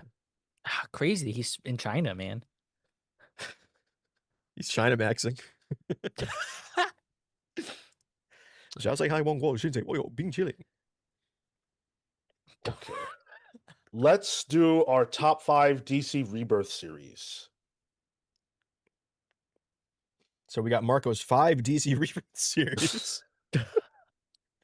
Which is funny because you know what wasn't being published in Rebirth? Swamp Thing. So Yep. It wasn't, dude. That not was an option tough. for you. Not an option. And so therefore my number 5 is Aquaman. And that is Dan Abnett. Number 2. Yeah. Yeah. Brad Walker. I think I forget who else it would have been on, but I remember initially coming off of New 52, Cullen Bunn had taken over and made a really sharp turn for the character, and so this was meant to be. It's interesting because this was meant to be like a reset of everything. I thoroughly love that. I'm like, thank God the direction that New 52's Aquaman has been going is not for me, even though I love Cullen Bunn as a writer. So this was a fresh start, and it started out strong, the first 6 to 12 issues, and then from there I felt like I started to lose my patience with it and my excitement for it. But at the time, I did start and thoroughly enjoy it. So your top 5 Rebirth series has one book that you only got 6 issues in before you stopped liking it. No, I got in. I think I followed it up through to like maybe the 20s, and then I dropped it. And that's gonna be a theme for all of my top 5. I'll let you know. Is Abnett's run the one that kind of really shifted to like a Game of Thrones type feel? Yeah. Okay, I actually enjoyed that run. I thought that was good stuff. That was good. Yeah. Eventually, I think what is it? Paul Pelletier joins on art. I think. Yeah, and then the guy who worked on The Last God also was on art eventually too. Wait, no, Federici? Federici, no. Paul would have been New 52. Paul I think he was on- continued. Because Oh, maybe he came back. Yeah, Jeff Parker's run at the same time too, and Jeff Parker's and Abnett's kind of merges together in my head. So both good though. Yeah. What about you, Tyler? What's your number 5? Number 5 is by our good friend who we didn't get to watch today, Jim Lee, drawn Suicide Squad with Robbie Williams writing it. I love that Suicide Squad run. Yeah, it was very influenced by the film in terms of its lineup and stuff like that. It was Deadshot, it was Harley Quinn, it was King Shark, and all that. But I thought it was a lot of fun. It really kind of elevated Suicide Squad to be like the foil to Justice League in a way. It was if the government had full control over the Justice League, this is what they would do, and they would do unscrupulous things.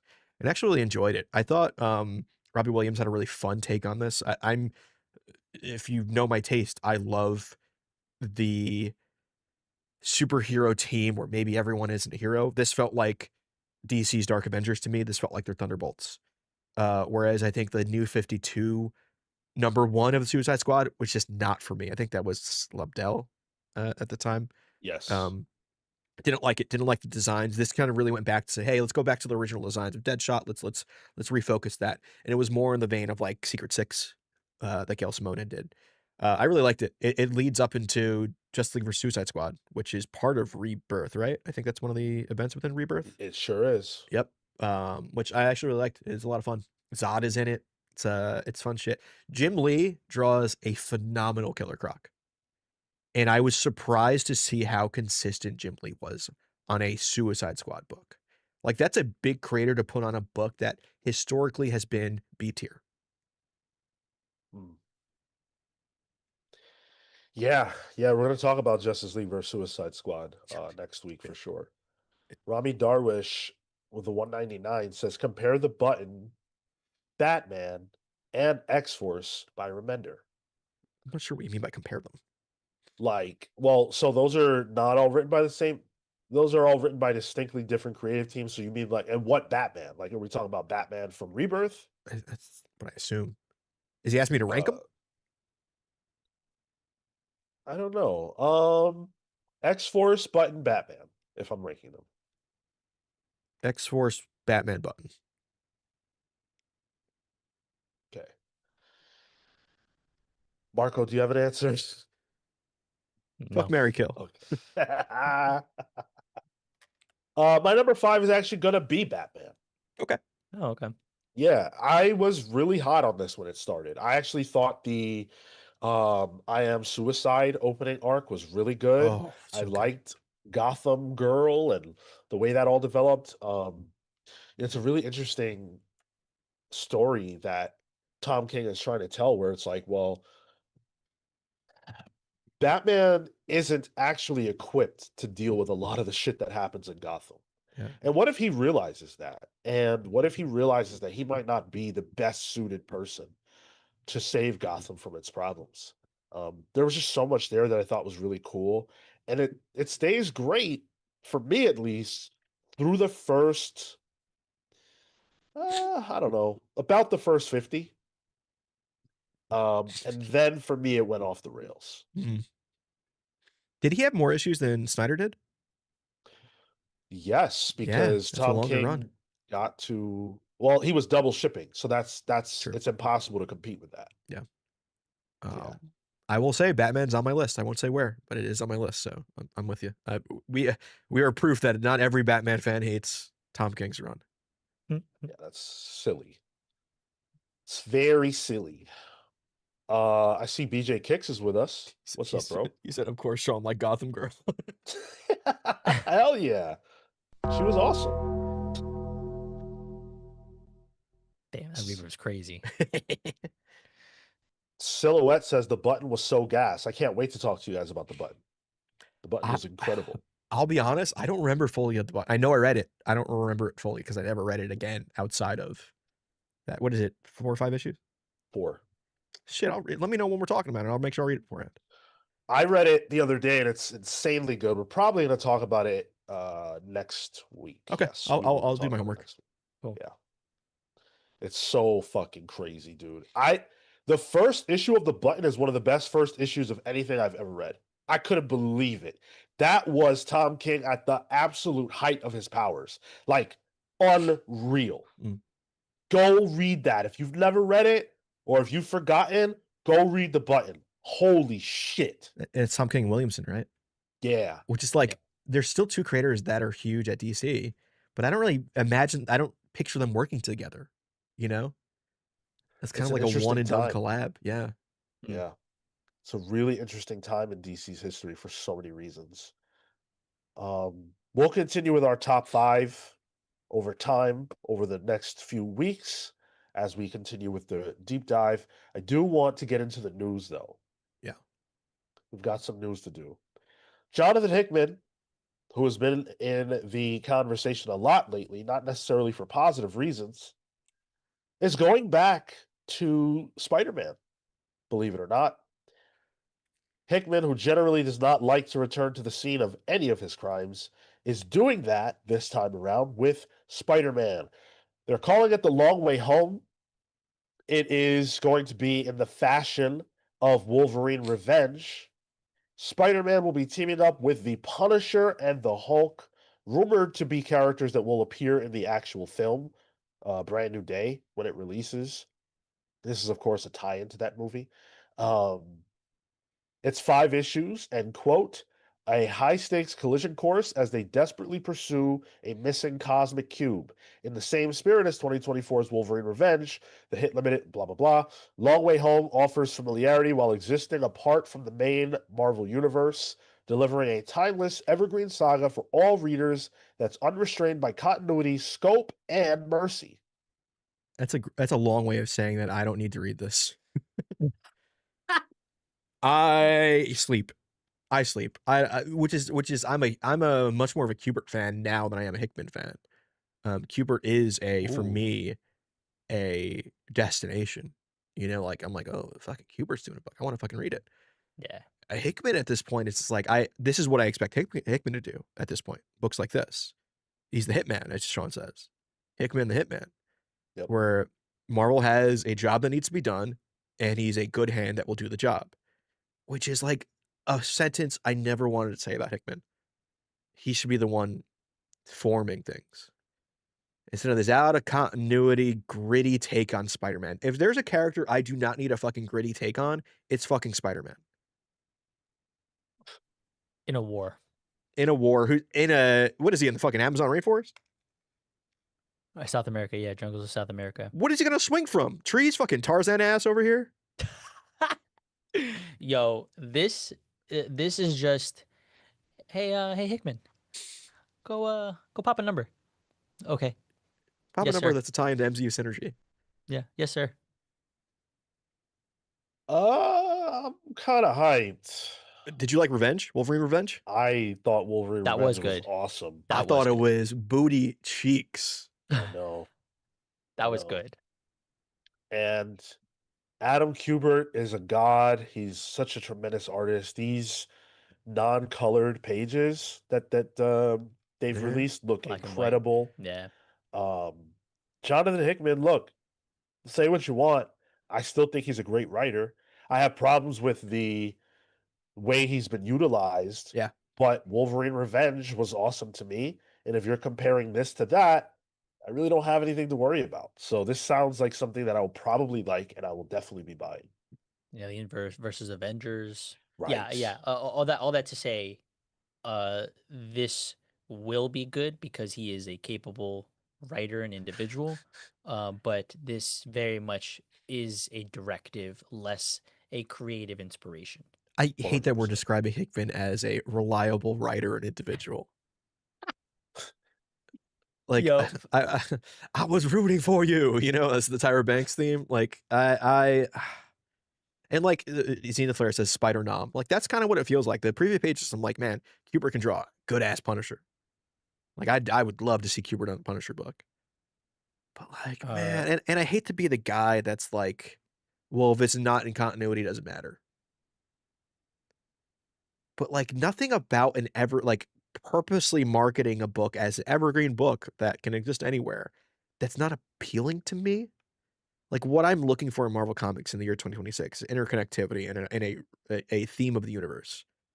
When you have amazing shit going on in Infernal Hulk right now by PKJ, do I want to read just an evergreen Hulk story where he's in South Africa or South America rather? I don't know. I could be eating my fucking words when this book comes around because I guarantee you this will be on Palatable. Yeah. But I'm not excited for it. Mothman asks, is this a synergy or a tie-in book? I believe it's film synergy. I believe it's synergy with the brand New Day film that's coming out. I mean, again, the rumors are that Hulk and Punisher are in that movie. What a surprise. They're in the book with Spider-Man. That's amazing. I can't believe that there's such a coincidence. We will talk about a tie-in book later, but this is definitely a synergistic book. Yeah. To appeal. Like, if they're looking at the books on the stands, they will see these characters together right as they saw the trailers or they saw the movie. Yep. Can't argue with that. When did this come out? When does this come out, Sean? This is June. June. I got time. Yeah. Yeah, so the movie wouldn't be out by then, but the book will be well around while the movie is out. Yeah, Prime. I believe the movie's out in July. Yeah. So you'll at least have probably the first couple issues on stands by that point. Mothman says, oh, I already read that. Sorry. Jabari Muhammad said, there are enough Spider-Man titles. Hickman should be doing a Black Panther. I say that, Jabari, almost every time we have conversations about diversity and what we need to do to get these characters over, and I co-sign that statement 100%. Hickman on Black Panther is money. Benjamin Loudly with a 5 spot. Seems like something Kubert wanted to draw and Hickman was just thrown onto dialogue. I hated Wolverine's Revenge, and I still think it had the same setup. Okay. I don't know if anything in the press release or the art makes me believe that. This, if anything, it feels like a Marvel-led decision for this book to exist, and they picked like, imagine this, like a team this big on a mainline book. Yeah, yeah. That's a big launch. That's frustrating when Yeah. you put it like that. Yeah. When you put it like that, if you took the same creative team and did put them on Black Panther, that would be ridiculous. That'd be Everybody would huge. buy that. Marvel's cool enough pairing these two together and paying for the page rates. Why can't it be on something that is more longer form? What is That's a this good going to be, point. 5 issues? Just so they can have Five an evergreen trade that fans of the movie can pick up at the Barnes & Noble, not even their LCS? Yep. Yep. And then Dr. Midnight, who I think is Michael DeFont in disguise. I see. Okay. Been a member of the Comics Pals VI Pal tier for 12 months, a whole year. Thank you so much. That's incredible. Says live or VOD. Click on the like, thumbs up button. It helps the channel grow. And click subscribe and the bell button for alerts of new shows and videos. Damn. I love that message. Thank you so much. Do we hire this Appreciate dude you. that I didn't know about? Like, what? You guys gotta talk to me about that before you start They know what hiring it is. people. Jeez. We owe at least one wheel spin, so let's do it. We owe, I think, two. Yeah, The wheel exactly, spins two. come in when Sean's thirsty. Yeah, that's literally true. Damn. Only 2 wheel spins so far, guys. What are we doing this morning? I thought we were hyped for the fucking deep dive. Any revelations that need to be happened? I feel like I teased that I would give one up recently, but I You don't did. remember I don't what it remember the was. context of it though. It was something out of pocket, that's for sure. It's always something out of pocket. Fucking show. I'm trying to think if is there any revelation related to the Comics Pals regarding DC Rebirth? Because we're looking at timelines here, right? Comics Pals first episode, November 2016. November 24th, 2016. Right. Not counting the lost episode. Did Rebirth fuel that? No. Okay. Was it Spite that fueled it? No, what it was for those of you who are unfamiliar, this show used to have 5 people on it, and Tyler wasn't one of them. Nope. So we initially had Kale, who some of you will remember, Pete and Phil, who most of you won't. And we all worked at another place together, and Pete and I really liked each other, and we wanted to continue to work together after we left that place in bizarre fashion. And so we just assembled an Avengers. We picked Marco, we picked Phil, we picked Kale, we put them together, and the Comics Pals were born. Someone Avengers from a place that I also worked at. Jesus Christ. That's right. God. Never met you in person. Yeah, fucking sent me to the New Warriors while they were the Avengers. God damn. Hey, you decided to go off and do your own thing. Just look at how that turned out. And you guys did it first, Tyler, to be fair. We were the fucking I'm sister podcast. Yeah. I'm like the all winner squad to your Avengers. I'm the Toro, you know? You got called up. You answered the call, thankfully. I had that Rick Boogs call up. Oh, were you gonna do the super chat, Sean? Go for it. Yeah, Luis Fernando Alberto Barbosa. Juan Ferreira said yesterday on Twitter that after Rafa Sandoval's next arc, he'll return for another arc on Absolute Superman. Really excited for it. Have a great weekend, everybody. What a way to start the weekend. I love that news. Hell yeah. Bring it on. There are sometimes creators that just click together. And Ferreira and Aaron, I think, are clicking together. And I think they're seeing, A, creatively they click, and B, fans like it and it's selling. Yeah. I expect them to maybe do even more Absolute Superman. And then once that's big, I expect them to do a creator room together. Yeah. That was a crazy trajectory from TMNT to this. I don't know I don't know if they found each other and then did TMNT or if they were paired together at IDW. I don't know how that worked, but however it came about, they were paired together. Okay. Editorial had a vision, and Juan Ferreira fit into that vision nicely. I think it makes sense. It does, and it works. Yeah. God, I really want him to become that main artist. Agreed, Aiden. Yeah, I would love to see that.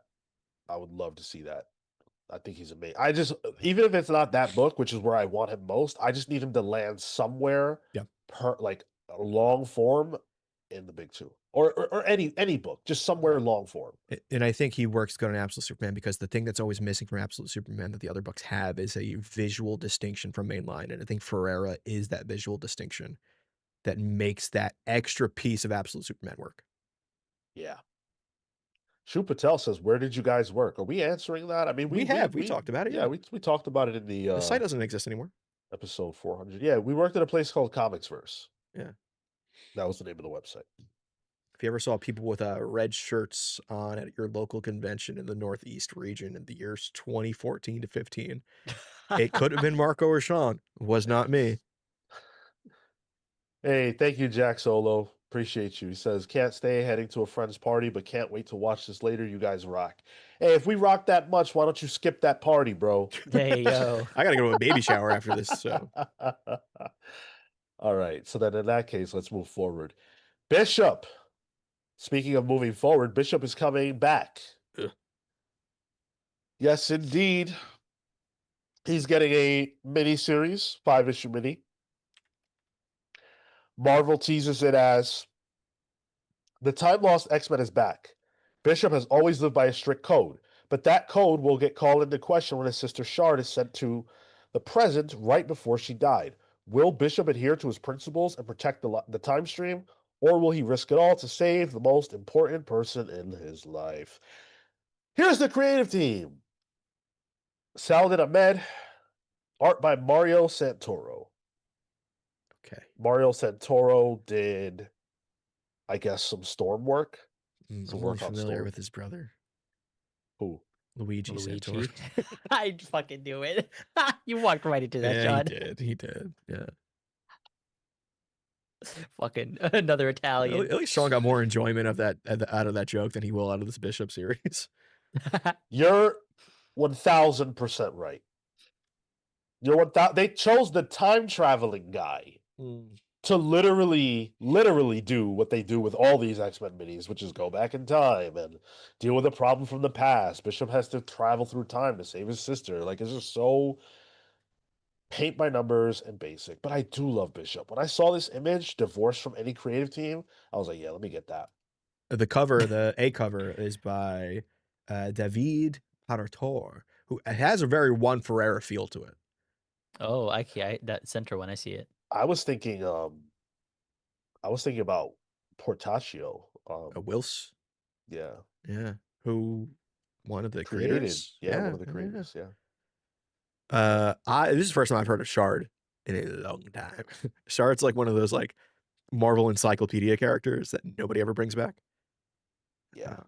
I will say, Saladin Ahmed, great Black Bolt series about a decade ago, was the last writer of Daredevil that I did not like. So from a creative standpoint, this isn't lighting me on fire. No. Hi, I'm Bishop. I have principles, and they are to protect the time stream. But my sister has been taken away, and now I might have to wrestle with that. This sounds like right before the opening theme of a 90s Bishop TV show would have been. Yeah. Like it's the Buffy of it all, Buffy has the words beforehand and then the theme song. Yeah. That's or like what Arrow would do for every episode. So Hot every take. generation. Yeah, go ahead. I don't like Bishop. Sorry. I think they've leaned way too much in the timey-wimey aspect of Bishop that he is confusing, and I don't care anymore. I like him in X-Men 97. I thought he was really good there. And it sucks I had to say, I don't like this book, even though it's one of the few Black-led titles. It's not an ongoing, so it doesn't count at Marvel. But I just, he's got room to grow for me, I guess, to put it in a positive spin. Yeah. Character side, meh. I can't. I'm burned on Saladin Ahmed. That's fair. I'm just burned out. I can't do it. I thought he was the next big thing, but I just feel like all his big two work doesn't have the soul that I know he's capable of pushing out into comics, but it just doesn't feel right. I don't know. Marvel, though, you want to talk about synergy? They're putting out Shala Ball, Silver Surfer. Yeah. Hey, remember that Marvel movie that came out last year that you've forgotten about already? Here's a tie-in comic for it. Is it a sequel comic to the First Steps Fantastic Four tie-in comic they did? I don't know if it's literally a sequel, but it's certainly going to be dealing with Shia LaBeouf. And according to Bleeding Cool, it looks like the creative team is Dan Slott and Mark Buckingham, with covers by Phil Noto. That is a team. Hold up. That's Dan Slott doing a Silver Surfer book again, even though it's not his Silver Surfer. Hashtag not his Silver Surfer. Huh. First Oh, foes. yeah, this is coming out in June. Fantastic Four, First Foes, Shia LaBeouf #1. It's just a one shot. First foes. Are they going to be one shots of other? Are we going to get a Mole Man one? Are we going to get a? There's an impending one shot called First Foes that focuses on Mad Thinker. Okay, yeah. So Oh, it looks okay. like maybe playing with the rogues a little bit. Yeah. Like Joker's Oh. Asylum, but for specifically Fantastic Four movie villains. Seems. And also, yeah, go I was ahead. gonna say seems unnecessary. Yeah, like they put some money behind this. They produced this. Like, what do we?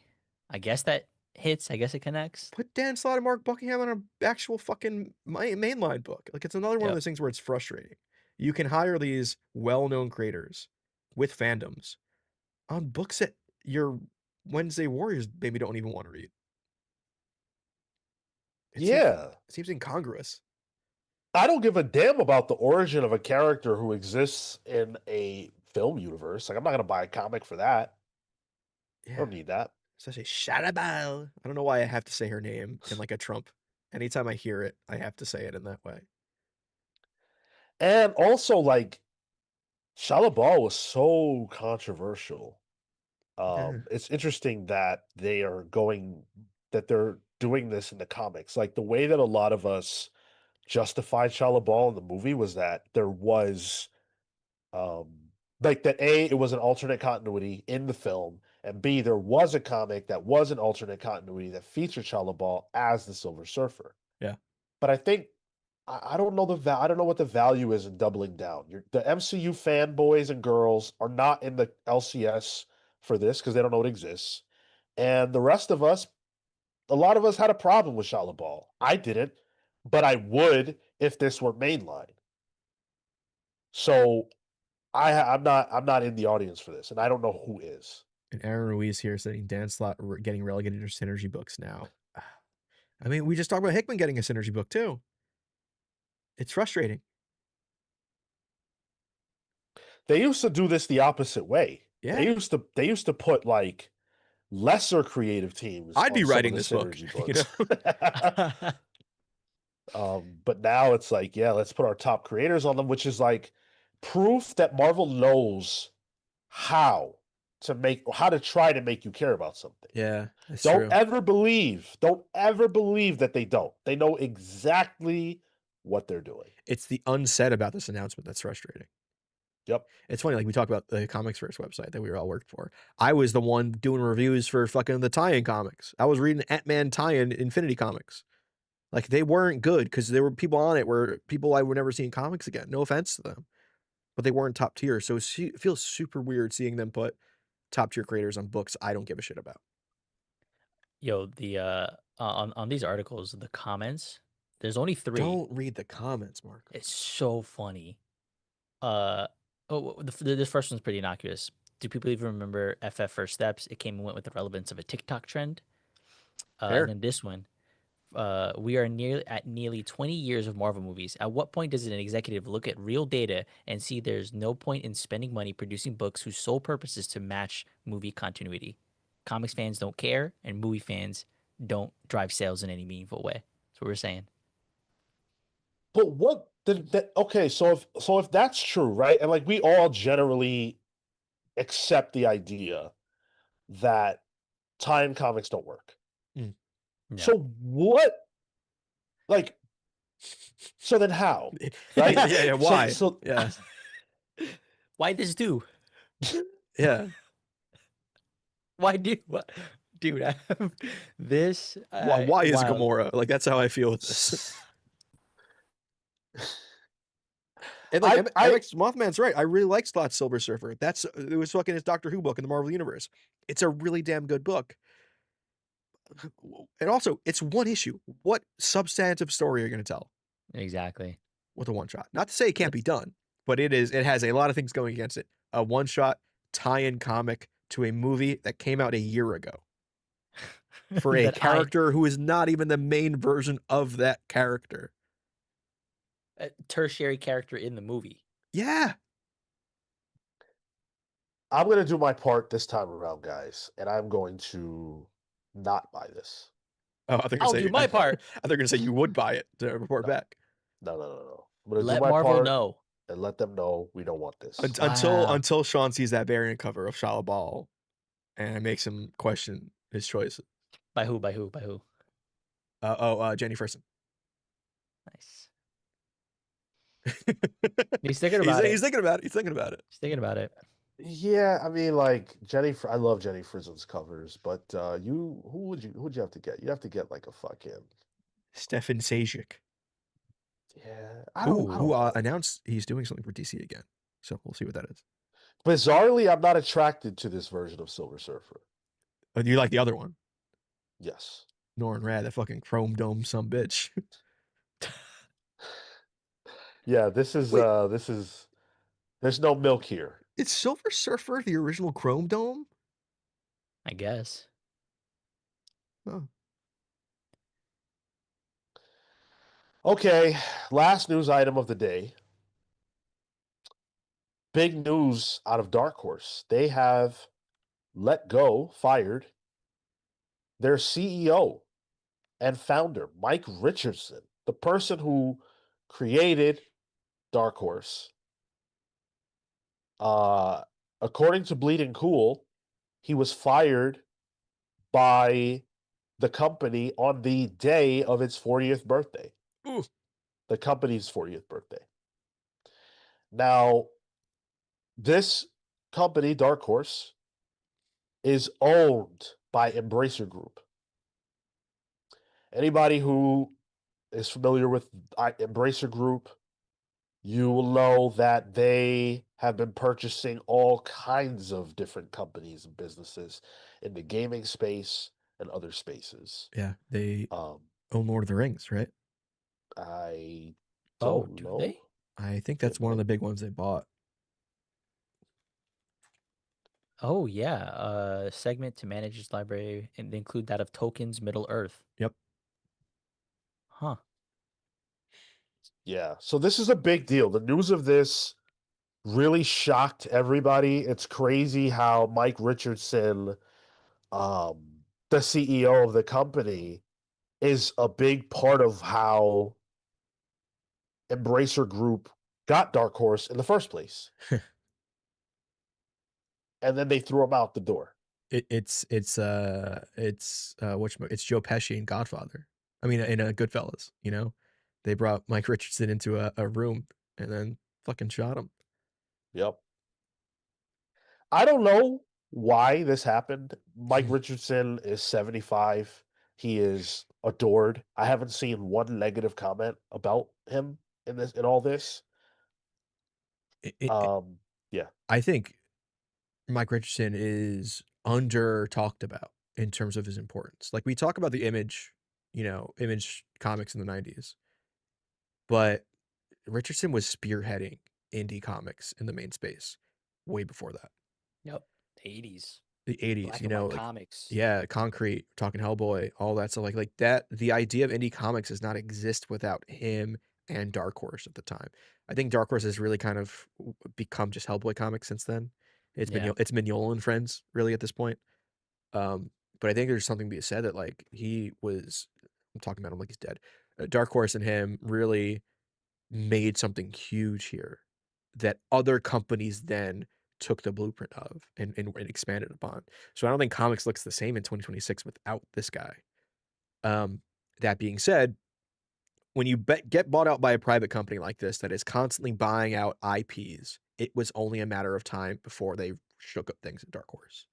And I think this is the first major step into them fully shaking up things at Dark Horse.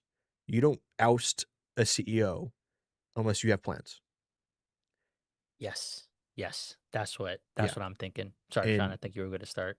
And I think that Embracer has all of these IP, including Middle Earth, including Lord of the Rings, and now they have a comic book publisher. Dark Horse will become an IP publisher, I think, of all of Embracer's properties. Do they change name to become Embracer Comics? I don't fucking know. But I can guarantee you that something big happens there with Dark Horse's publishing line. And it's not creator-owned comics. For now. This is the end of what you think Dark Horse is. Yeah. Mm-hmm. Damn.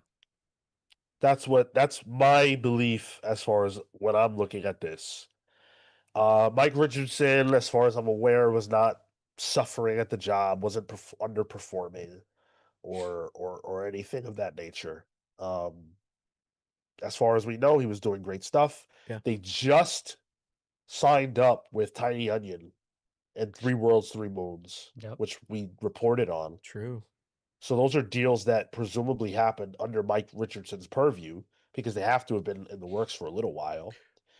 So he was still able to deliver big time acquisitions and partnerships with comic book imprints and things like that. Not to forget stuff like Black Hammer, which is under their purview. Jeff Lemire. Not to forget stuff like Sin City, Sin City, yes, but also the Umbrella Academy, which is under their purview. They also get to publish Star Wars books. So it's not as if Dark Horse doesn't have some big things that they can move. It's just that now they're going to be focused not on the artistry of these things, the way you develop a Black Hammer and the way you develop a Hellboy. They're going to focus on the fact that they have these properties and how to maximize them. That is all Embracer Group does in every single space that they gobble up. Yep. All they do. His biggest mistake was selling to these vultures. And now, whatever happens when they pick the bones, we know why. The Comics Pals will be there to report. Live from the carcass. It's... Not to mention, Embracer also got a $2 billion injection of money from the Saudi government. No way, really? Yes, absolutely. Oh, shit. So maybe not the best company to get in bed with. And maybe that was Richardson's biggest, might be his biggest issue. Let's say this. This is a corporation that I really, really wish did not now have a foothold in comics. Yep. Yep. It's bad news. Seconding everything you guys are saying. Yeah. Dr. Midnight with 5 spot. Join the Patreon for benefits like exclusive videos, polls, voting for in the monthly book club of the month, and much more. Thank you so much. I love that you point that out. I really appreciate it. We've had some signups this week, and I'm really grateful for that. We actually had a sign up this morning, which was from Superjob, who joined the Palsverse. Thank you so much, dude. Sick. He's been teasing me for weeks about it. Finally took the plunge. You could finally find out what Superjob's superpower is. Super work. He's jopping, whatever that means. Yeah. I'm not happy with this, but we'll see how it actually impacts comics. Yeah. Associated, like as Little Hootie points out, the paramount of it all, which we haven't really done too much talking about here, but it just feels like there are interests that are finding comics now that are the kinds of influences that we never want to be a part of this industry. They're seeing the absolute numbers. They're seeing the blind bags. They're seeing the initiatives are going, that's making money. Why don't we have our hand in that? Who dropped the ball there? And for the sake of argument, this ousting, the firing, is the reason. Mike is the reason. Maybe, and I would argue for better, right? To not try to mimic the success, or not try to do directly like a Valiant Beyond. No, that kind of situation. Instead, Dark Horse is putting out another Mignola verse book with a title that's about 15 characters long, or 15 words long. You know, that if I'm Mike Mignola, I'm worried. because I think that section of the universe gets pushed out for books. Like I'm looking at some of the IP they have. They're gonna put out a fucking Metro franchise book, a Time Cop book. Like it's gonna be IP comics, and I think we're seeing, especially with Paramount, the injection of like Hydra into the comic space. You know what I mean? Mm. It's feeling a little Captain America, Winter Soldier in the background here. Oh, Tomb Raider. Dark Horse puts out Tomb Raider books already. So Oh, true. Yeah, you're right. Hopefully, this is much to do about nothing, but I don't think it is. Yeah. We'll see. man, they own Settlers of Catan. They own like board games too. That's Yeah, crazy. yeah. And They video have their games, hands yeah. in just about every way that people enjoy life. That's Huh. insane. Yep. It's unbelievable. Let's get a wheel spin in. We owe what? I think One just more, one two more. more? Yeah. Let's see where we land. All right, pick a year. Ooh, I'll be right back. 1975, 1970. Give me one. the year of funk. Let's do. Let's do August. August of 75. What was happening in Marvel Comics in August of 1975? I almost opened straight to it too. That was almost impressive by me. August 1975. All right. Oh, interesting. Can you take a guess? It's a debut of a character that is pretty well known now in August of 1975. Debut. Give me, You want a hint of which book he debuted in? give me a like what tier, like what echelon is he? He's like an A He's tier, probably B tier now. B tier now. Yeah. Okay. Oh, can we make this 20 questions? No. Okay, let's make this 5 questions. Yeah, you get 5 questions. That was one. Okay. And they're yes or no questions. How about that? You got 4 more Okay. yes or no questions. Gotcha. Minority character? In what sense? That wasn't a yes or a no. I'm asking you to elucidate your question, and I'll answer yes or no. Minority character in as skin No, tone. no. Okay, damn. What are we? So Marco picked August of 1975. A B tier Marvel character debuted in a comic that year, and he's trying to ask questions that can get him there. Oh, fun! I have 3 questions left. Yeah. Damn. I love this. I can't wait for you to not get it. Yeah. I mean, I have no clue who it is either, but alien or human? Is that yes or no? Because that's not yes or no. Fuck, that's not yes or no. Is the question, is he alien?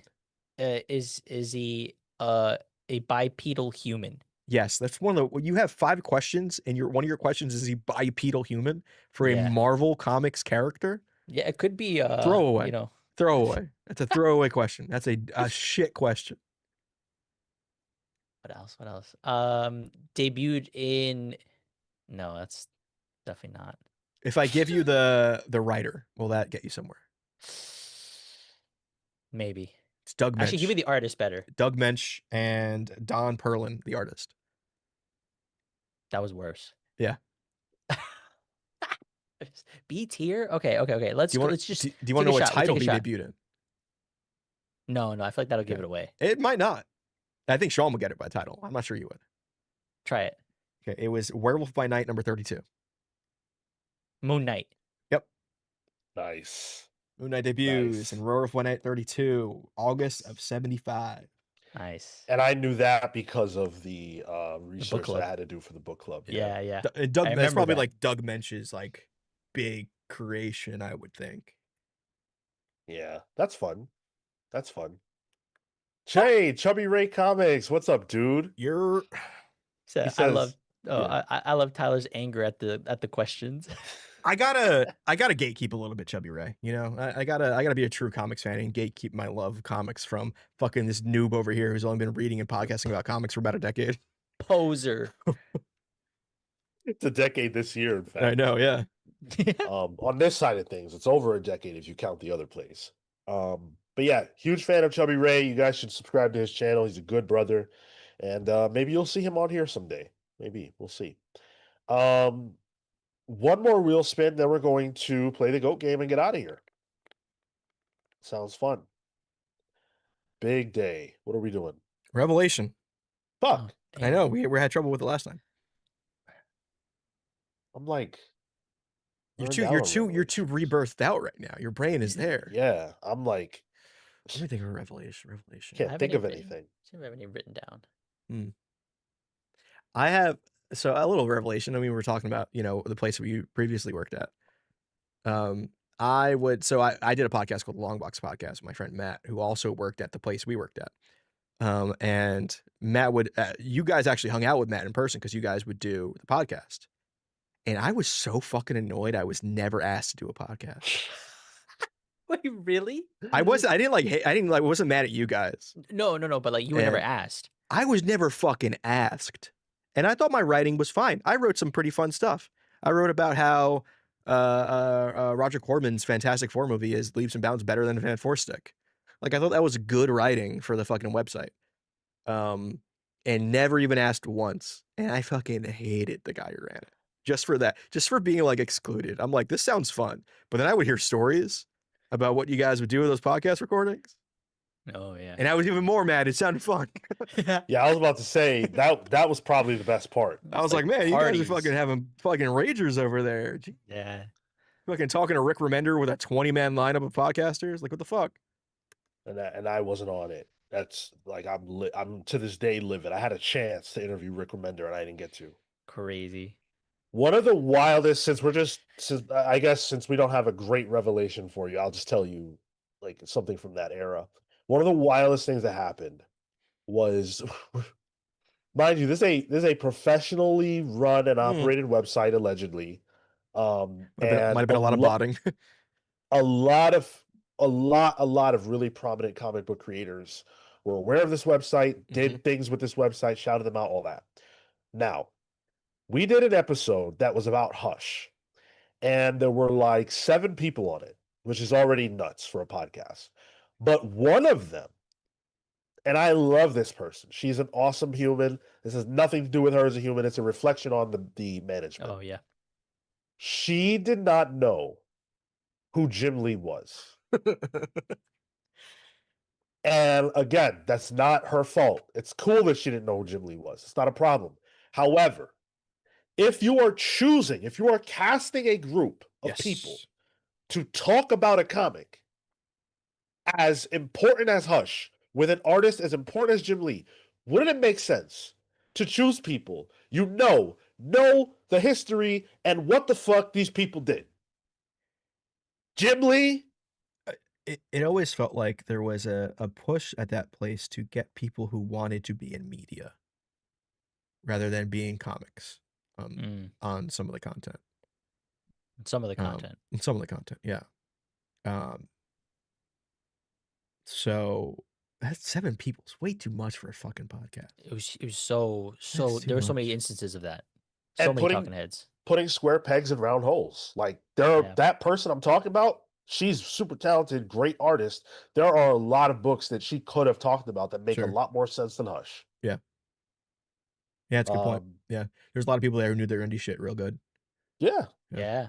absolutely. More than me. Certainly more than me Yeah. at that time. Yeah. Let me shout out the rest of the patrons and then we'll play the GOAT game. Get everybody out of here. You guys know you're not free until I free you. Thank you to Amin, the Almighty Perez, Houston, the Century Kid Murphy, Young Dende, Fae Fighter Dewooty, Cosmic November, Carter the Owl Shogunate, my guy, Steve Swarm Canaris, one of my other guys, Scripture, the Wardens of the Word, Jack of Some Trades, Cloutier, Chris the Cure Coleman, Emperor MD Johnny, Mad Max Pliskin, Lieutenant Earl Wagnus, the Death Dealer, Jack Grimstone Grimmy, Eli the Mothman, Patrick Zay, and Ray Lytle of Chubby Ray Comics, who's here with us. And then, of course, I have to add Super Chop, Hell who yeah. just joined us. So thank you all Nice. so much. I was not able to write an origin because I am in deep dive mode, but we'll see if we can get you one of those next week. Let's play the GOAT game. Yes, we can. Straight GOAT. Straight GOAT, greatest of all time. Yeah. All right, who's going to be competing this If week? it's me again. If it's me. I know there's only 3 of us, but gosh. Well, it's all 3 of us this time, so Oh, All okay. right. it's a rare And- threefer. Yeah. And it better be a good fucking character. Don't hand me horse shit. Okay. Let's see what the character is. Better be good. Marco, get your fingers ready to start Googling. I see him. Because it is Blink. Blink. We didn't do Blink before. No, we didn't. I don't think we've done Blink. Cool. I can start if you guys want. I almost want Marco to start because if you start, he gets context. That's fair. That's fair. But then I realized that we're all on this together, so that'd be cooking the books a bit. We're not. No, we are arguing. We are not together. I want to win. Oh, I know, but that feels like cooking the books against Marco at that point. No. If anything, I'm at my strongest in the Marco, dark. stop talking. You should be Googling right now. You want to go first? I got it. Cool. All right. When you start talking. Blink, prominent X-Men. One can and will argue the greatest of all time. Easy. A pinkish purple skin. Who doesn't love a baddie with pinkish purple skin? And based on name alone, Blink, right? In the blink of an eye, can teleport. And so, sure with that? and so, because of that, the only other cool character that can teleport is Nightcrawler, but he does a Bamf. She does a Blink, objectively cooler name. Blink transforms, teleports. Amazing. Go. Here you go. Marco, did you know she had teleportation powers, or was that a shot in the dark? That was shot in the dark. Oh, you got it. You landed on at least some aspect of her. I figured Blink like on off. All right. I'm next. Here we go. Everybody loves a character who can teleport. Blink is one of those. And let me tell you why Blink is the greatest hero of all time.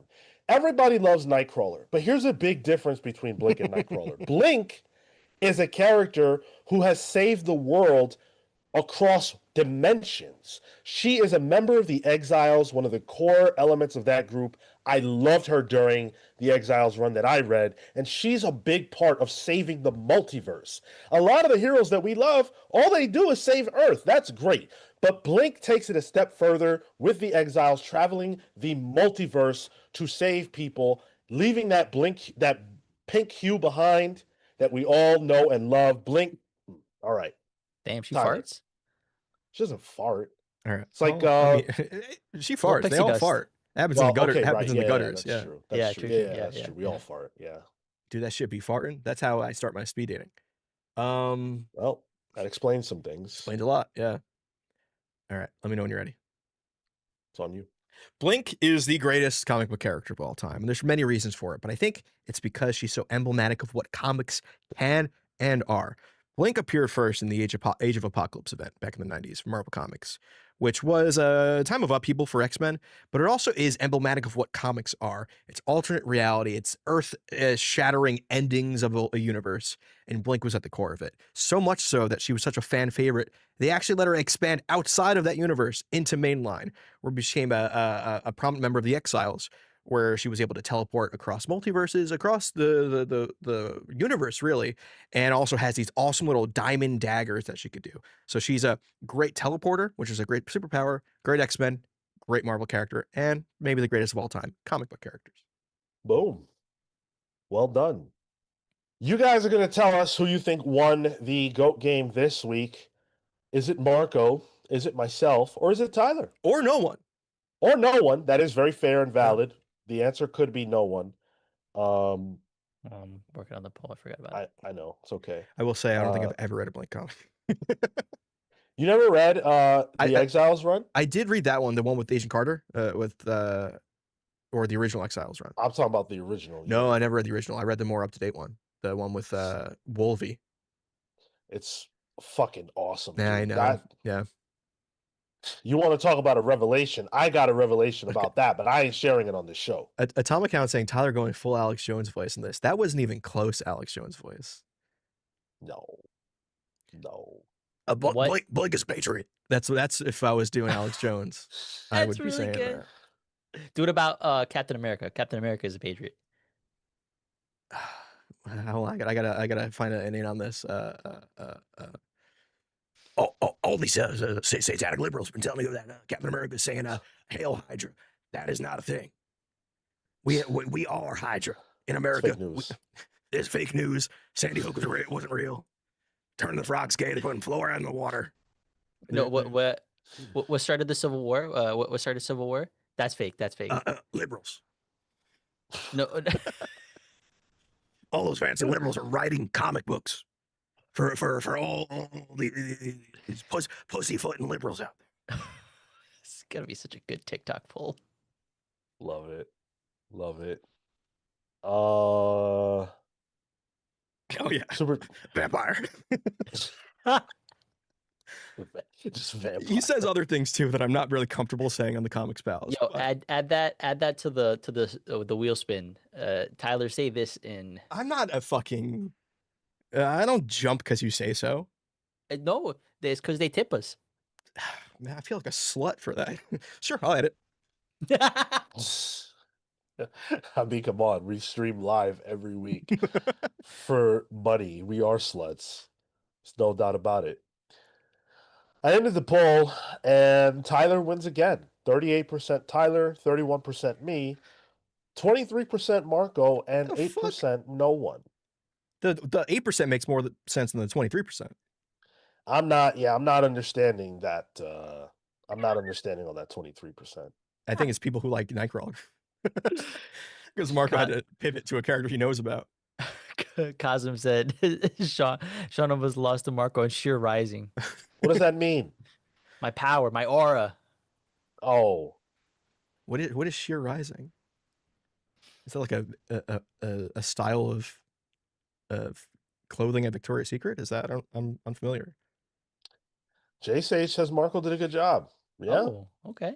All right, he gets the handsome points. All right, JSH. I know where your bread's buttered. I mentioned she's purple, pink.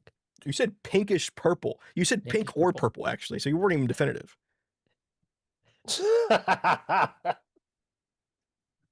All right, guys. We've put our time in. This has been a wonderful day. Great show. Deep Dive Part 2 is coming next Saturday at 10:15 a.m. Eastern. But before that, Monday, 6 p.m. Eastern, Doomsday Clock, sponsored book club. Very, very excited. If you are the person, I believe your name is Ibrahim, who sponsored the book club, please reach out so we can celebrate you properly. We want to talk to you, and we want you to be able to send us questions if you have them. But I don't know if you're on Discord, so please reach out to us. So Monday at 6 p.m. for Doomsday Clock. Then we'll be back with you on Thursday for 8 p.m. Eastern for Pals Pulls. Before you know it, Doomsday or Deep Dive Part 2 right here, DC Rebirth. Can't wait for it. Thank you so much for tuning in. Until then,